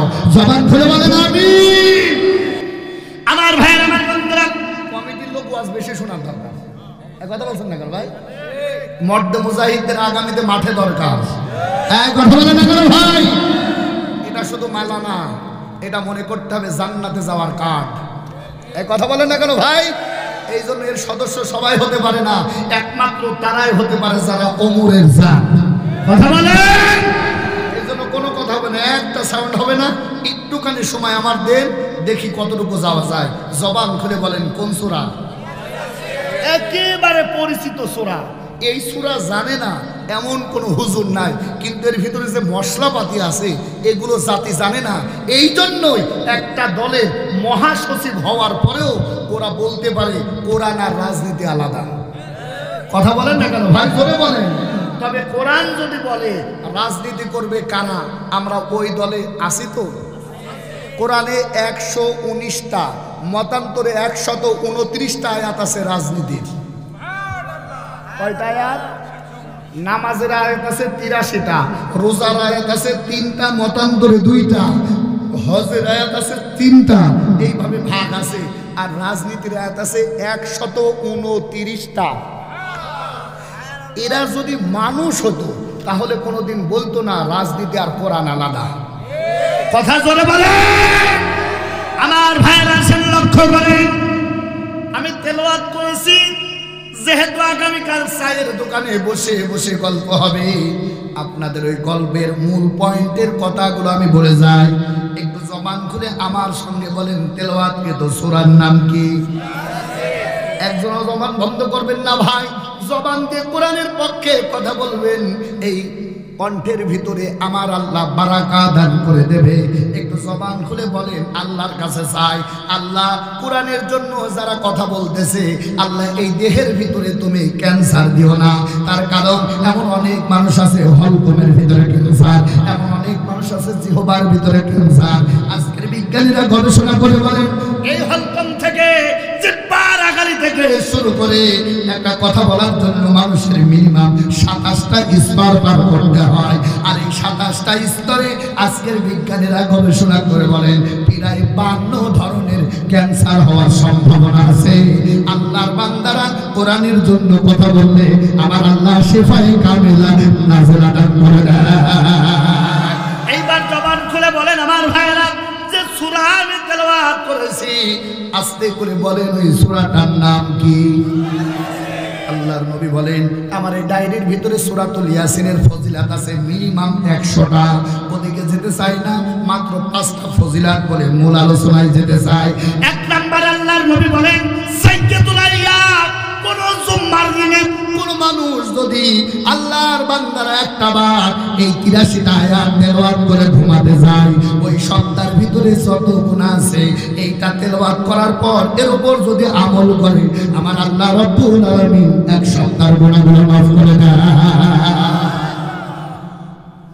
যদি কোনো ঘরে প্রতিদিন সকাল কিংবা সন্ধ্যা বেলায় সূরাতুল ইয়াসিন তেলাওয়াত করা হয়, আমার আল্লাহ বলেন যে বান্দা তেলাওয়াত করবে ওই বান্দার ওই রুমের ভিতরে 70,000 ফেরেশতা আমার আল্লাহর তরফ থেকে নাজিল হয়ে যায়। এখন আপনি বলবেন হুজুর আমার ঘরের আর হইলো 10 হাত আর দিকে হইলো 12 হাত, ওর ভিতরে 70,000 ফেরেশতা ধরবে কি করে?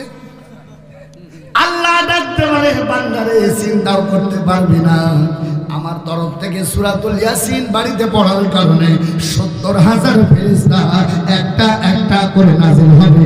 আমি আল্লাহ তোর এই ঘরটাকে 70,000 ফেরেশতা বসবাস করার মতো জায়গা বানায় দেব। দুনিয়ার কোন মানুষ সূরাতুল ইয়াসিন যদি প্রতিদিন আমল করে, প্রতিদিন যদি তেলাওয়াত করে, সূরাতুল ইয়াসিনের 22টা শিক্ষা আছে, এই 22টা শিক্ষা গ্রহণ যদি কেউ করতে পারে আল্লাহর নবী বলেন শুনে নাও ওই মানুষটা এই দুনিয়া থেকে যখন চলে যাবে মুহূর্ত অবস্থায় আমার আল্লাহর ফেরেশতাগুলো সূরাতুল ইয়াসিন তার পাশে তেলাওয়াত করতে শুরু করে দেয়।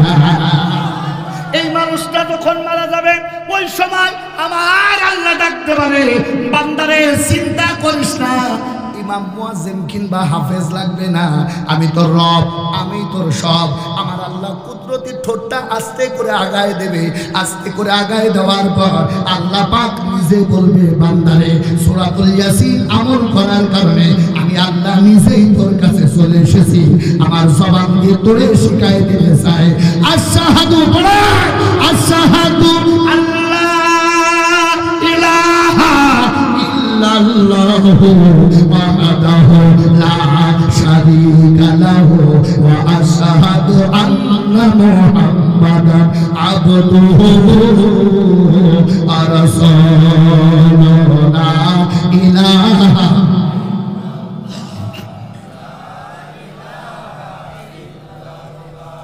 লা ইলাহা ইল্লাল্লাহু মুহাম্মাদুর রাসূলুল্লাহ সাল্লাল্লাহু।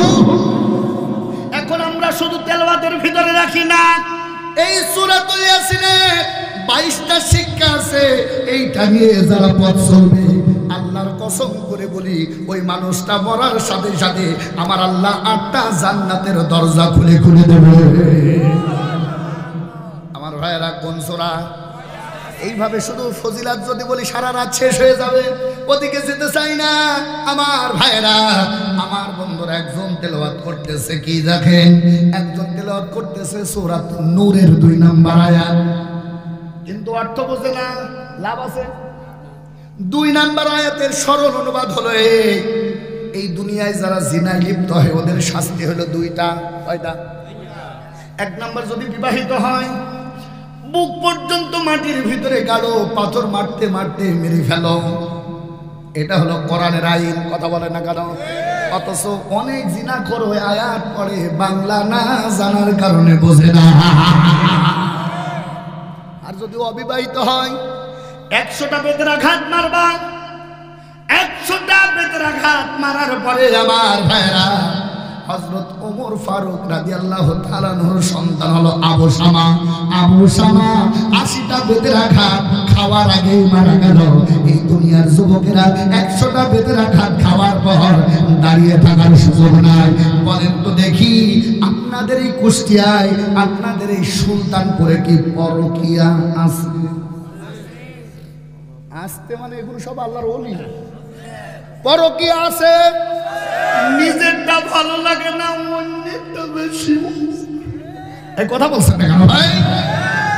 অথচ এই আসামি যারা, শাস্তি হলো 2টা। যদি বিবাহিত হওয়ার পরে অন্যের বোনের দিকে তাকায় আর বলে আই লাভ ইউ, আল্লাহর বান্দারা শাস্তি হলো একটা, পাইকেল মারবা, নিঃশ্বাস বন্ধ না হওয়া পর্যন্ত মাইরে পিষে ফেলবা। এ হায় হুকুম মোল্লার না, এ হুকুম আমার আল্লাহ। কথা বলে। অথচ বিভিন্ন পীরের দরবারে এগুলোই হয়। এই কথা বলে না কেন? আপনাদের একটা পীর আছে লালন। সারা বাংলাদেশে যত গাঁজা আছে সব গাঁজা এক জায়গায় করলেই লালনের মতো গাঁজা কোনো জায়গায় হবে না।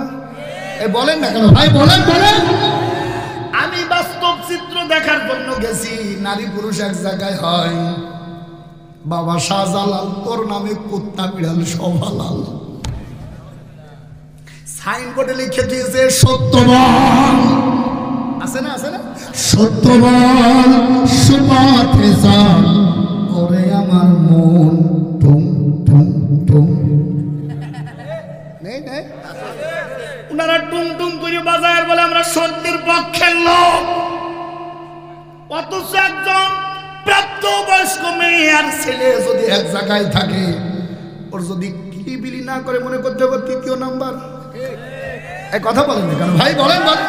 যুবক যুবতী এক জায়গায় থাকবে আর ভিতরে কিছু আসবে না, মনে করতে হবে ওটা কোনোদিন পুরুষ কিংবা মহিলা না, ওটা কয় নাম্বার? বলেন বলেন। এক জায়গায় হয়ে বলো শাহজালাল, তোমার নামে কুত্তা বিড়াল সব হালাল। ওরা এমন কায়দা। আমার মনে হয় কুষ্টিয়ায় সবচাইতে বেশি জিনা হয় এই বাপের আকড়ায়। এই ঠিক 2-3 জন, আর ওইগুলো মনে হয় ওই কাতারে নাকি? বলেন। আমার ভাইরা, সময় নাই তো কোন দিকে যাবো, ওদিকে থাক। আল্লাহর বান্দারা খান্ত প্রাপন আমার সূরাতুল ইয়াসিন শুধু তেলাওয়াত নয়, 22টা শিক্ষা এর ভিতরে আছে। আমার ভাইরা জবান খুলে বলেন, কয়টা শিক্ষা? 22টা শিক্ষা এর ভিতরে নিয়ে যারা জীবন পরিচালনা করবে, আল্লাহর কসম করে বলি, ওর দেহটা জাহান্নামে যাবে না, মরার সাথে সাথে কবরটা হয়ে যাবে জান্নাতের বাগান। 22টা তো বলা এখন সম্ভব হবে না। আসেন 2টা বলি আজকে। কয়টা বলে? 1 নম্বর, আমার ভাইরা, ছোট্ট আয়াত দিয়ে আমার আল্লাহ ব্যাখ্যা দেন।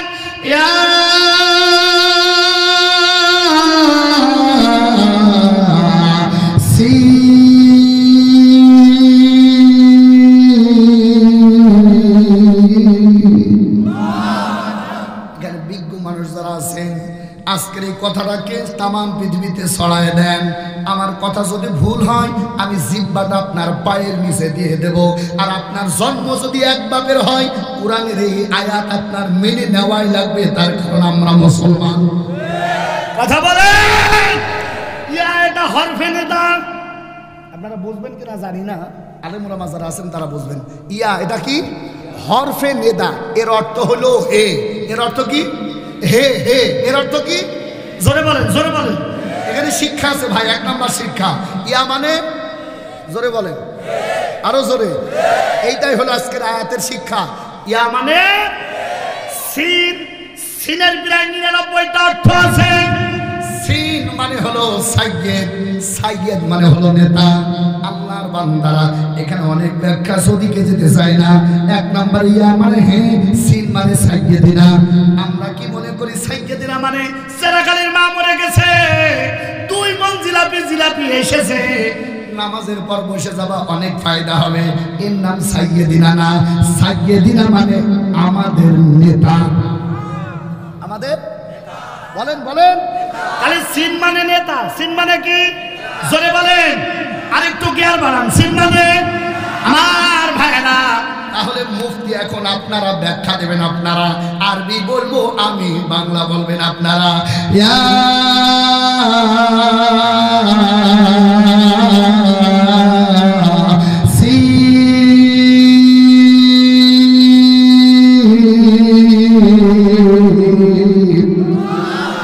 এইবার বাংলা বলেন ইয়াসিন মানে কি? গিয়ার বাড়ান, গিয়ার বাড়ান, আরো জোরে গিয়ার বাড়ান।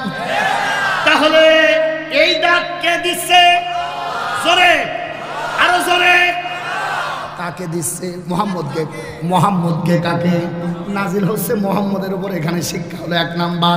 ডাকতেছেন কে? কাকে ডাকতেছেন? এইবার বলেন তো, আপনাদের এই কুষ্টিয়া জেলায় নবী আছে কয়জন? বলে রাসূল আছে কয়জন? আল উলামা ওয়ারাসাতুল আম্বিয়া। নবী নাই, কিন্তু নবীদের পথ ধরে আছে হক্কানি আলেম। জোরে বলেন, জোরে বলেন। তাহলে এইবার আসেন, এই জায়গা থেকে একটু পাকায় নিয়ে ঘোরায় নেন। নবী নাই, কিন্তু আলেম আছে না নাই? আল্লাহর বান্দারা। তাহলে এখন ইয়াসিন মানে হে নেতা না, হে নবী না। ইয়াসিন মানে হে টুপিওয়ালা। কি আলা, কি আলা? জোরে বলে। আল্লাহ ডাকতে বলে হে কি আলা? জোরে বলেন। তাহলে আমার ভাইরা, সিন দিয়ে আমার আল্লাহ ইমামদেরকে ডাকছেন, সিন দিয়ে টুপিওয়ালাদের ডাকছেন, সিন দিয়ে দাড়িওয়ালাদের ডাকছেন, সিন দিয়ে জুব্বাওয়ালাদের ডাকছেন, সিন দিয়ে আলেমদেরকে ডাকছেন। হে আলেমেরা, তোমরা মাঠে নামো, কোরআন দিয়ে রাজনীতি করো। আমার কথা যদি না বুঝে থাকেন আসেন। আল্লাহ ডাকতে বলে ও আলেমেরা, রাজনীতি কর, এটা ফরজ। এই কথা বলছেন না কেন? এই ব্যাখ্যা একটু ক্লিয়ার করে দেই। আপনার মসজিদের ইমাম যদি বলে লা ইলাহা ইল্লাল্লাহ, কারোর কিছু বলবো না, আমার কোনো দল নেই, আল্লাহর কসম, ওর পিছনে নামাজ হবে না, ইয়াসিনের ব্যাখ্যা। এই কথা বলছেন না কেন ভাই? এর চাইতে খোলামেলা কথা আমি আর কি বলবো বলেন? 3.5 লক্ষ মসজিদ আছে।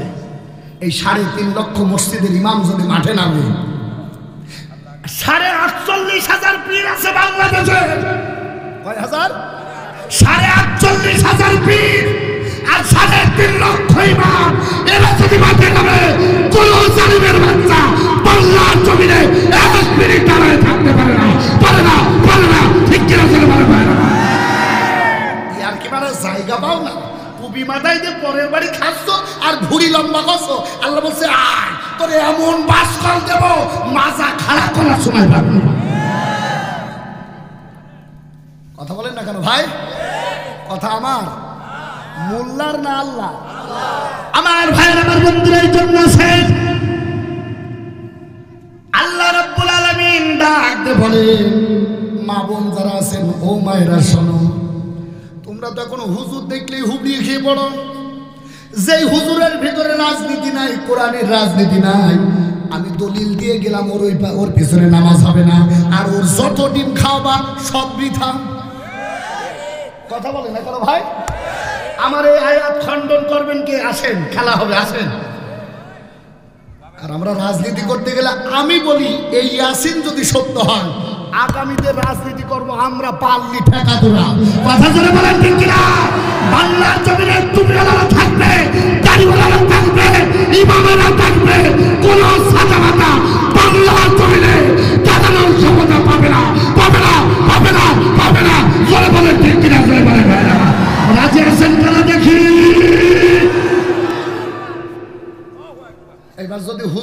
ডাকে, আর আপনি যদি অন্যদিকে যান, ইয়াসিন বলছে আপনি মরে গেলে জাহান্নামে যাবেন। ওরে ইয়াসিন তোমার পাড়ার ইয়াসিন নাই, হলো কুরআনের ইয়াসিন। কথা বলে না কেন ভাইরা? এ হলো 1 নাম্বার শিক্ষা। কয় নাম্বার? আমি 2 নাম্বারে যাব না, থাকবে? আমার ভাইরা, আমার বন্ধুরা লক্ষ্য করেন, কষ্ট লাগে কোথায় জানেন? কষ্ট হলো ওখানে একজন আলেম হয়ে কিভাবে বলে যে আমরা কোরআনের রাজনীতি মানি না। কথা বলে না কেন ভাইরা?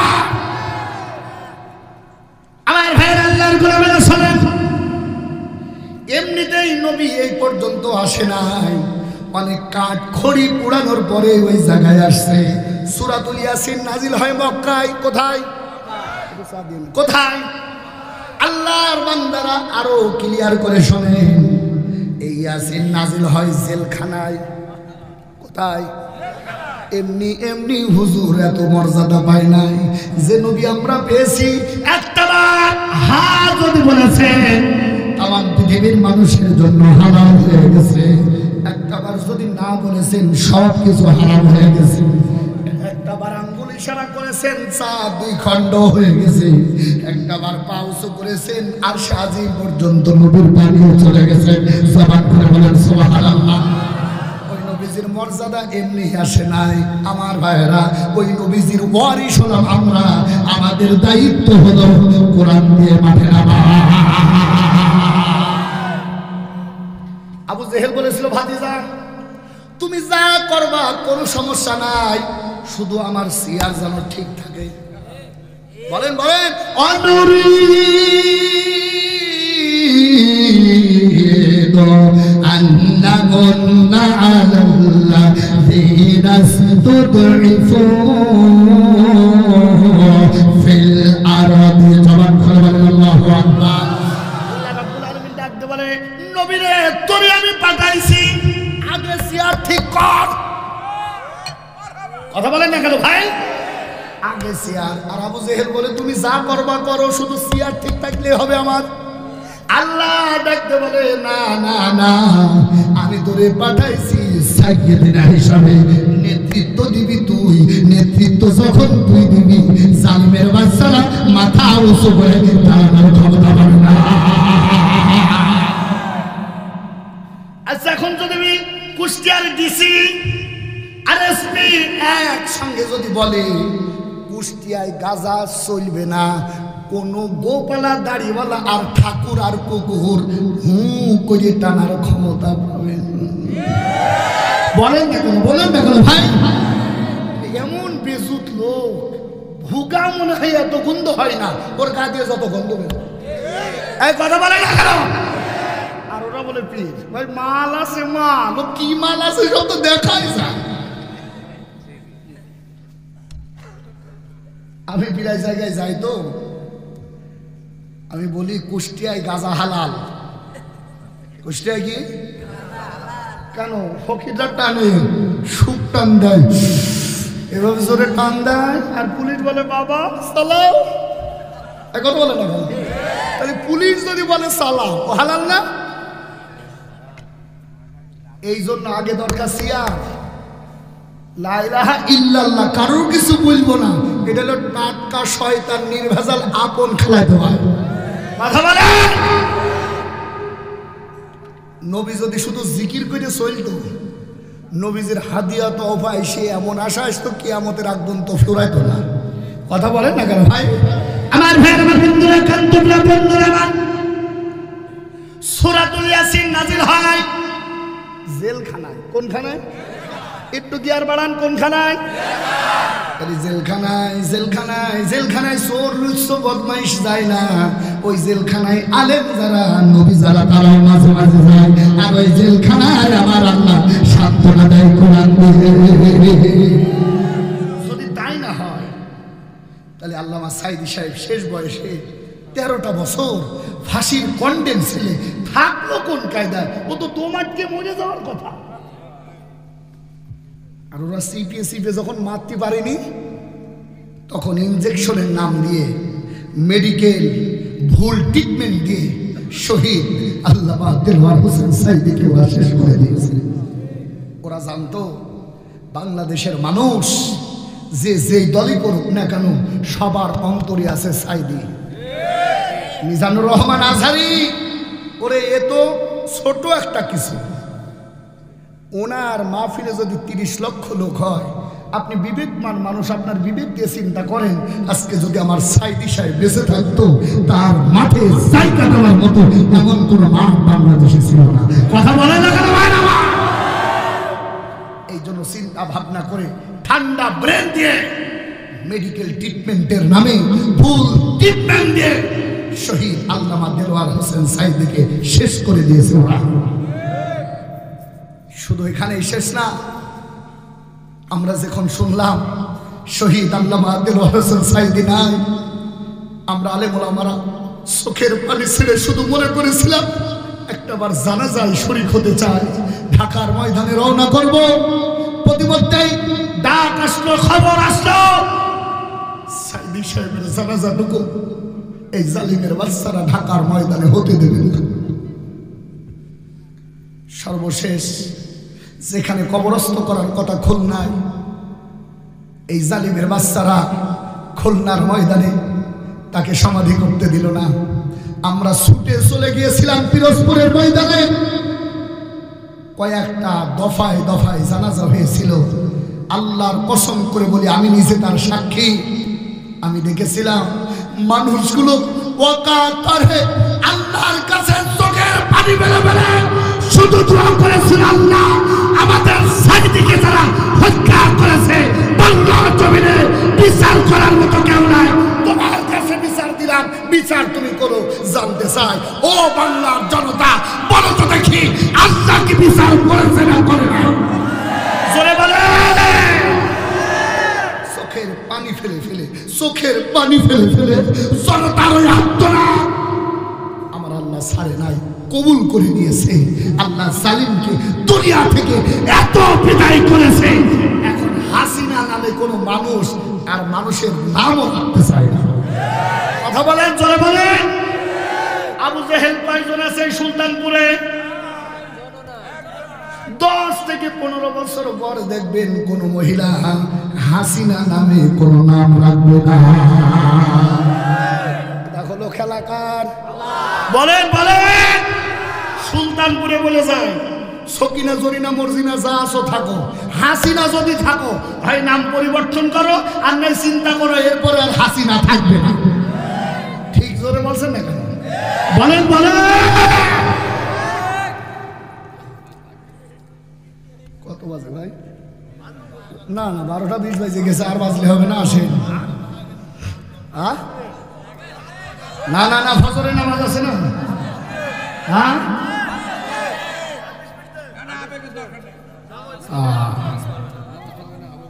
12টা 20 বাজে।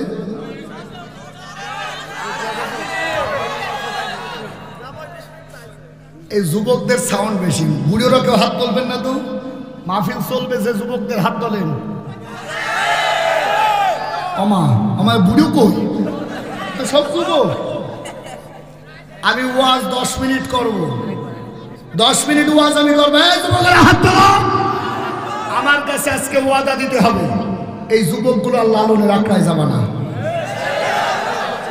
দাঁড়াও দাঁড়াও দাঁড়াও দাঁড়াও, এই যুবকেরা দাঁড়াও দাঁড়াও দাঁড়াও দাঁড়াও। এই 2 হাত তোলেন।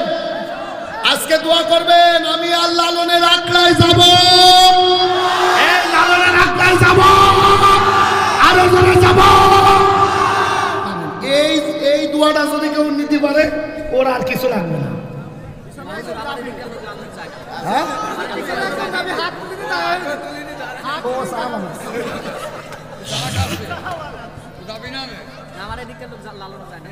কিরা যায় না। হ্যাঁ যাক, এরা যারা উঠেছে এরা যেন ওই অযাইতে জিনিসের কাছে আর না যায়। কি যাইতে জিনিস? ওরে কথা আমার নয়, কথা লালনের। আমি একটু বলবো বলবো বলবো না ভাই, আমি খুব খুশি। এরা যে হুপড়ে উঠে পড়েছে ওই শয়তানের বিরুদ্ধে। আমি বলি এই জায়গায় সবচাইতে বড় আড্ডাখানা ওইটা। এক কথা বলেন এখন, বলেন বলেন। লোকে বলে লালন ফকির কোন জাতের ছেলে, নাই আছে আছে, এটা আমার গান না ওনার গান? বলেন বলেন। ওরে কারে কিবা বলিব রে, কারে কিবা বলিব রে, দেশে না গেলে লোকে বলে লালন ফকির কোন জাতের ছেলে। ও সুলতানপুরের ভাইরা, একটা মাসালা আপনারা দেন, আপনাদের এই সুলতানপুরের জাত, যার জাত নেই তার কি বলে? আচ্ছা আমি বলেছি না আপনারা বলেছেন? বলেন বলেন। কালকে যদি আমার দোষ দেন কিন্তু খবর আছে। আপনাদের এই কথাকে একটু লেবেল করে দেয়, যার জাত নেই আমার এলাকায় তারে বলে নির্ভেজাল পড় করিয়ে যাইতো। এই কথা কিন্তু আমি বলিনি, তোমরা বলেছো ভাই। বলেন বলেন বলেন। তাহলে মুসলমানেরা কোনোদিন অজাতির পিছনে ছোটে না, ছোটে না, ছোটে না। চলে বলেন ঠিক কিনা ভাইরা? যাবে না যাবে আমার ভাইরা, আমার বন্ধুরা। সূরাতুল ইয়াসিন, সূরাতুল ইয়াসিন আমার ভাইরা নাজিল হয় মক্কায়। যেখানে নাজিল হয় ওইটার নাম হলো জেলখানা। 10টা মিনিট আবদার করেছে, এরা দাঁড়িয়ে গেছে। চাচা একটুখানি বসেন, হবে একটুখানি হবে। 3 নাম্বার শিক্ষা দেখেন আল্লাহ ডাকতে বলে ওয়াল কুরআনিল হাকীম।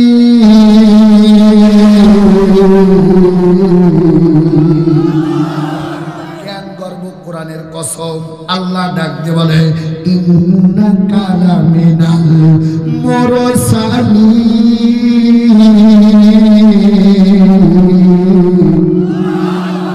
তুমি অবশ্যই নেতা, তুমি অবশ্যই। তাহলে তোমার মহাসচিব কনসকিনা জরিনা বলল হুজুররা ধর্ম ব্যবসায়ী, ও ছাতা দেখার সময় নাই। আমার আল্লাহ বলছে যোগ্য সন্তান, যোগ্য পিতার যোগ্য সন্তান। আর 1 নাম্বার নির্ভেজাল নেতৃত্ব দেবে তারা টুপিওয়ালা যারা। কথা বলে না কেন? ডক্টর শফিকুর রহমান বলেছে আমরা রাজনীতিতে এসেছি জনগণের খাদেম হিসাবে, শাসক হিসাবে না। কথা বলে না কেন ভাইরা? এই কথাটা এতদিন পর্যন্ত কেউ বলে না, আমরা শুনি নাই। কথা বলেন। আচ্ছা বলেন তো, ধর্ম ব্যবসায়ী আমরা হলাম, মেনে নিলাম। আমরা কি টুপি মাঝে মাঝে পড়ি না সব সময় পড়ি? পরে আমার বউ মাঝে মাঝে বলে যে টুপি সব পরিয়ে পরিয়ে যে চুল সব গেল, তাহলে টুপি পরতে পরতে সাদ আগলা হয়ে যাচ্ছে, তা আমরা টুপি ছাড়িনি। কথা বলে না কেন? অথচ মামুর বেটারা টুপি পরে কখন? নির্বাচন হয় যখন। শুধু টুপি পরে না, আমরা লেডি ফিরাউন পেতনির বাচ্চা পেতনি হাসিনা দেখেছি মাঝে মাঝে হজ করতে যাইতো, যাইয়ে বুবু এমন ঘুমটা দিত মনে হচ্ছে যেন জান্নাত থেকে এই মাত্র পালিয়ে এসেছে। কথা বলে। ধর্ম ব্যবসায়ী আমরা হলাম না ওরা। অন্য সময় আমার ভাইরা রুমাল আছে, এই মামলা দেন। আর নির্বাচন চলে গেলে মামলা পেটা যায়, বলে হুজুর ধর, হুজুর মার। এই কথা বলে না কেন? অতএব বুরকা নিয়ে যারা ব্যবসা করে, টুপি নিয়ে যারা ব্যবসা করে, তসবি নিয়ে যারা ব্যবসা করে, ওরাই হলো ধর্ম ব্যবসায়ী। কথা বলেন এখন, বলেন বলেন বলেন। ওই মেয়েরাই বোরকা পরে যারা 10-12 বার ছাকা খায়, ওরা ঢিলা ঢোলা বোরকা পরে ঘুরে বেড়াতে চায়। এই বলেন না কেন ভাইরা? অথচ তাদের অভ্যাস, ওরা এই টাইট, এই ফিটি, এটা বেরিয়ে চলে। এক কথা বলেন না এখন। অতএব বেশি সুফি সাইজ না। বাংলাদেশের মানুষ এখন বুঝে ফেলেছে কারা 1 নাম্বার আর কারা 2 নাম্বার। ধর্ম ব্যবসায়ী বলে আমাদেরকে জনগণ থেকে আলাদা করতে পারবে না। আল্লাহর কসম করে বলে জনগণ আমাদের জন্য আসে না, জনগণ আছে আল্লাহর কোরআনের জন্য। ঠিক কিনা ভাই? সাইদি সাহেব প্যারেড ময়দানে বলেছিল রাজাকার বলে জনগণ থেকে আমাদেরকে বিচ্ছিন্ন করবা, পারবা না। জনগণ সাইদির জন্য আসে না, জনগণ আছে আল্লাহর কোরআনের জন্য। ঠিক কিনা ভাই? হাসিল হয়েছে তাড়াতাড়ি সার, তা না হলে এমন কুইতো মারবো তোরা ভারতে যেও যাইতে পারবি না। ঠিক কিনা? খারাপ লাগছে? কিছু করার নেই ভাই, দাওয়াত দিলেও যা, না দিলেও উঠায়, এটাই বাংলা কথা। কথা বলে ঠিক কিনা? আল্লাহ বলছে, আমি বললাম তোরা ধর্ম ব্যবসায়ী না, তোরা হলে আল্লাহর কোরআন দিয়ে জান্নাতে যাওয়ার ব্যবসায়ী। কথা বলেন। আমরা কোথায় যেতে চাই? জোরে গিয়ার বাড়ান, গিয়ার বাড়ান, আরো জোরে। মা বোন যারা আছেন, একটা ওয়াজ করে শেষ করে দেই। যে মহিলারা জান্নাতে যেতে চায় ওই মহিলারা কাজ করবে চারটা। কয়টা? জোরে জোরে। 1 নম্বরে 5 ওয়াক্ত নামাজ, 2 নম্বরে রমজানের রোজা, 3 নম্বরে নিজের সতীত্বের হেফাজত। কথা বলে না কেন? মাগো, তোমরা নবী না, কিন্তু তোমরা নবীর মা। তোমরা আল্লামা সাইদি হতে পারো নাই, অথচ ওই সাইদির মা কিন্তু তোমরা। তোমরা ডক্টর শফিকুর রহমান হতে পারো না, ডক্টর মিজানুর রহমান হতে পারো না, কিন্তু ওদের মা হলে তোমরা। তোমাদের মর্যাদা সাইদির চাইতেও কম না। ঠিক কিনা? 3 নম্বর হলো সতীত্বের হেফাজত করা। কিসের হেফাজত?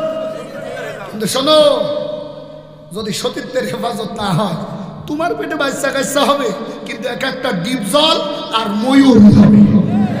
কথা বলো না কেন ভাই? ধরে বলো। আর যদি সতীত্বের হেফাজত করো, তোমার পেটেও আজারি হওয়া সম্ভব, তোমার পেটেও সাইদি হওয়া সম্ভব, তোমার পেটেও জগৎ বিখ্যাত আলেম হওয়া সম্ভব। ঠিক কিনা? আমরা মাহফিল থেকে নেমে যাই, চাচা বলে হুজুর একটু ফু মাইতে দেন, আপনার মতো ছেলে যেন আমার মতন হয়। আমরা বলি, মা আমার চাইতে ভালো তা হবে, তোমার কাজ করতে হবে, তোমার ইজ্জতের হেফাজত করতে হবে। কথা বলে না কেন ভাই? এটা ঠিক বলছে, মহিলাদের ঝাড়ছে এই জন্যে। এলাকায় মুদি দোকান আছে, একজনের নাম বলেন তো। জামিরুল ভাই। জামিরুল ভাইয়ের মুদির দোকানের কোনায় থাকে এক থমের ভিতরে মুসুরির ডাল। কিসের ডাল? আমার কথা আগে বোঝেন। কিসের ডাল? মুসুরির ডাল। অথচ খাবার বিলটে যাই হোক, এরা ডাল খাতে দিইনি মনে হয়, কিন্তু সব খাবারে মেন খাবার কি?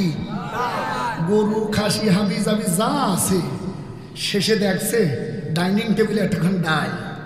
ও লোক চিন্তা করছে, ডাল না খেয়ে কবিরা গুনাহ করবো, দরকার নেই, ও সাঁতার একটু ঝাড়ি, এই পর্যন্ত চলে গেছে। ও চিন্তাও করে নিছে পেট খারাপ করবে কিনা। কিছুক্ষণ পরে বাথরুমে গিয়েছে, কড়কড় কড়কড় করে ডাকছে। এবার আসেন না ভাই, শোনেন, পেটের ভিতরে যখন ডাকছে, ও যদি আমি না খাতাম আমার পেট খারাপ হইতো। গরুর গোশের দোষ নেই, খাসির গোশের দোষ নেই, ওই ডাল, ওই ডাল। গল্পের গরু গাছে ওঠে, বাথরুম থেকে ডাল বলছে, আমার নরম তো, এই জন্য যত দোষ আমার। আমরা যত দোষ একটু পেলাম।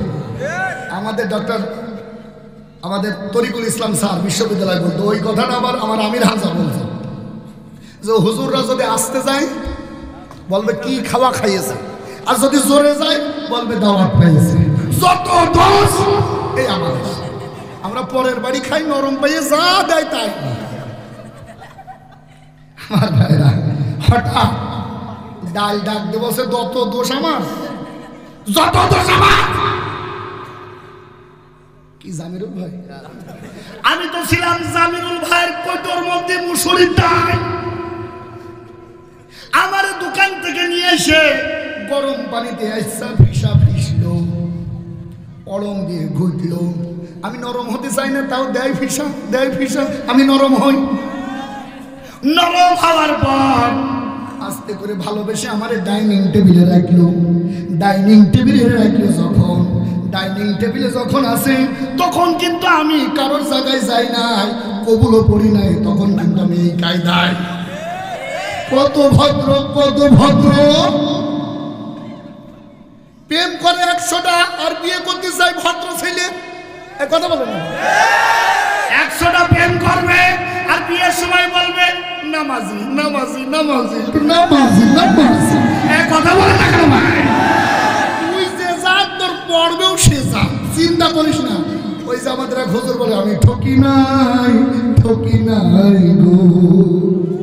বাসর ঘরে স্বামী স্ত্রী, স্বামী বলছে আমি ঠকি নাই বউ বলছে কিসে ঠকনি, বলছে আমি ঠকি নাই 4টে বিয়ে করেছি, 5 নাম্বার বউ যেমন এত সুন্দর হবে চিন্তাও করিনি। বউ বলছে আমিও ঠকি নাই গো। বলছে তুমি কোন জায়গায় ঠকো নাই? বলছে তুমি আমার 7 নাম্বার স্বামী, আমি ঠকি নাই গো। সে যত সালা আল্লাহ তার পারে সেই দাও স্বামী পাইয়ে বলছে আহা কি সুখ, আমার 4 নাম্বার বউ। ও বউ বলছে আমার এই কথাই বেজার হইও না, তুমি আমার 7 নাম্বার স্বামী। আমার ভাইরা মেলা রাত হয়ে গেল, দেখা চলে যাচ্ছে। ডাল বলছে আমি কার দোকানে, জামিরুলের দোকানে কইটই ছিলাম, শখে ঘুমটা মুড়ি দিয়ে কেউ আমার চিনত না। আমার নিয়ে আসলো, আইসা ফিসার পরে সুন্দর করে ঘুমটা দিয়ে কাঁচের প্লেটের উপরে একটা সুন্দর করে বাটি দিয়ে এত মাইজে ঘষে আমারে রাইখে কোনায় খেয়ে দিল। খাইলো খাসি, খাইলো বকরি, খাইলো খান, এরপরে বিরিয়ানি, সব খাওয়ার পরে আমার দিকে তাকাই বলছে আমি ঠকি নাই। ও বুড়ো, তোর কি উচিত ছিল না যে তোর উঠে গেছে এই পর্যন্ত আমার আর খাইস নে? আমি কোলাইছিলাম ঘুমটা মুড়ি দিয়ে আমারে খালি যখন তোর অবস্থা খারাপ হইল তখন। আমি মহিলাদের কথা বলি আর তোমরা বগল বাজাও। আমার মহিলারা এত খারাপ ছিল না, ও ছিল জামিরুলের দোকানের কটুই থাকা মসুরের ডাল। বলেন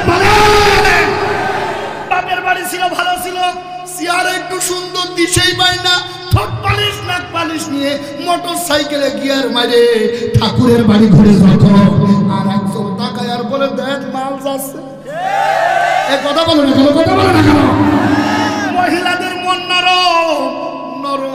নরম বন্ধুর কাছে ছেড়ে দিয়ে যায় আমার বউ একটু দেখ আমি আসছি। আর এই দিক থেকে বন্ধু যখন ফুল দেয় বলে আমি নরম মনের মানুষ না নিয়ে পারি। কিছুদিন পরে মদনের বউ আর বন্ধুর সাথে ফিট। কথা বলেন না কেন? এই দোষ আমার মহিলাদের না, এই দোষ হলো আমাদের মতো নির্লজ্জ পুরুষ আর বেহায়া। ঠিক কিনা জোরে বলো না? বউ থাকার দরকার ঘুমটা মুড়ি দিয়ে, আগলা করে মাল দেখাও তো ও বউ তোমার ঘা পাবে না তো করবে। কথা বলে না কেন? বলেন এই জন্য মহিলারা পুত পবিত্র। মহিলারা কি পবিত্র? ওরে মোটর সাইকেলে নিয়ে জাল শাড়ি পরিয়ে ঘুরিয়ে বেড়াও যখন, মহিলারা খারাপ হয় তখন। কথা বলেন না কেন? আমার মা বোনদেরকে যেভাবে রাখবা ওভাবেই থাকবে। তুমি বাড়ি বসে থাকো আর বউ যায় মার্কেটে, তুমি পুরুষ না, তুমি হিজড়া। আর দেখাই কি জিনিস আমার গো, এই পাড়ার সবচাইতে শিরা বউ আমার। আমি ভিতরে আজ যাচ্ছি না, আমি হামজা রাশমিকা মান্দানা বলে যে জায়গায় আছে আমি আর ওদিকে যেতে চাচ্ছি না। দোয়া করি আমার মা বোন হচ্ছে জান্নাতি মানুষ। সুবহানাল্লাহ বলবেন না ভাইরা? বউ সুন্দর নিজের জন্য, কথা বলে না কেন? যারা অন্যকে নিয়ে বেড়ায় মনে করতে হবে ওর। আর বাকিটা আমি বললাম না। আল্লাহর বান্দারা মহিলাদের কাজ কয়টা বলেন? মহিলারা টাকা দিয়েছে পরে দিইনি। আমা তাড়াতাড়ি হিসেব রাখো। আরে আল্লাহ, এত দাম বাড়াই দিলাম না, এখনো টাকাই দিইনি। আল্লাহর কাছে দোয়া করে আমার মা বোনদেরকে কবুল করুন। আসুন আমার ভাই, হাসির খোরাক না, শুধু এতটুকু বলি, যে যা পাবে তাই, জাল জবর যা আর তা জবর তা, চিন্তাও করবা না, দেখবা যা তাই। কথা বলে যুবকেরা ভালো হয়ে যাও, কোরআনের পথে আসো। কোল জোড়ানো স্ত্রী দেবে, চিন্তাও করতে পারবা না, দুনিয়ার সব সুখ শান্তি আল্লাহ ওর ভিতরে ঢুকায় দেবে। ঠিক কিনা জোরে বলো ভাইরা? আমার ভাই আসুন, শুধু এতটুকুই বলি, 1 নম্বরে নামাজ, 2 নম্বরে রোজা, 3 নম্বরে নিজের সতীত্বের হেফাজত। বলেন 4 নাম্বারটা বলছি না, ওইটা ওই পর্যন্ত থাক। 4 নাম্বার হলো স্বামীর খেদমত। যে মহিলারা স্বামীরে ভালোবাসা দিতে পারে না, ও হইল জাহান্নামের নির্ভেজাল কীট। কথা বলে না। আল্লাহ তাআলা আমাদেরকে কবুল করুক। অনেক রাত হয়ে গেছে ভাইরা আমার, আর কথা বলা এটা ঠিক হবে না। যতটুকু কথা বললাম আল্লাহ তাআলা আমাদেরকে কবুল করুক। গালি দিয়ে যদি দিতে চান সামনে দেবেন, পরে দেওয়ার দরকার না। আল্লাহ তাআলা কবুল করুক, বলেন আমিন।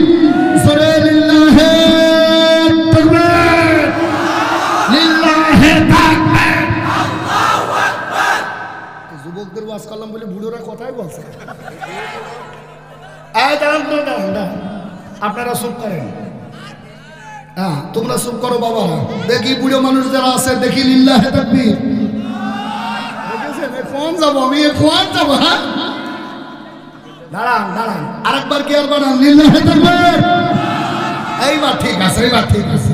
ওরা সংখ্যায় কম তো, এবার তোমরা একটু পুষায় দাও তো, লিল্লাহি তাকবীর, আল কোরআনের আযম, লিল্লাহি তাকবীর, নারায়ে তাকবীর। আল্লাহ তুমি কবুল করো, আমাদেরকে মাফ করো। মুনাজাত হবে, দোয়া হবে, কেউ উঠবেন না।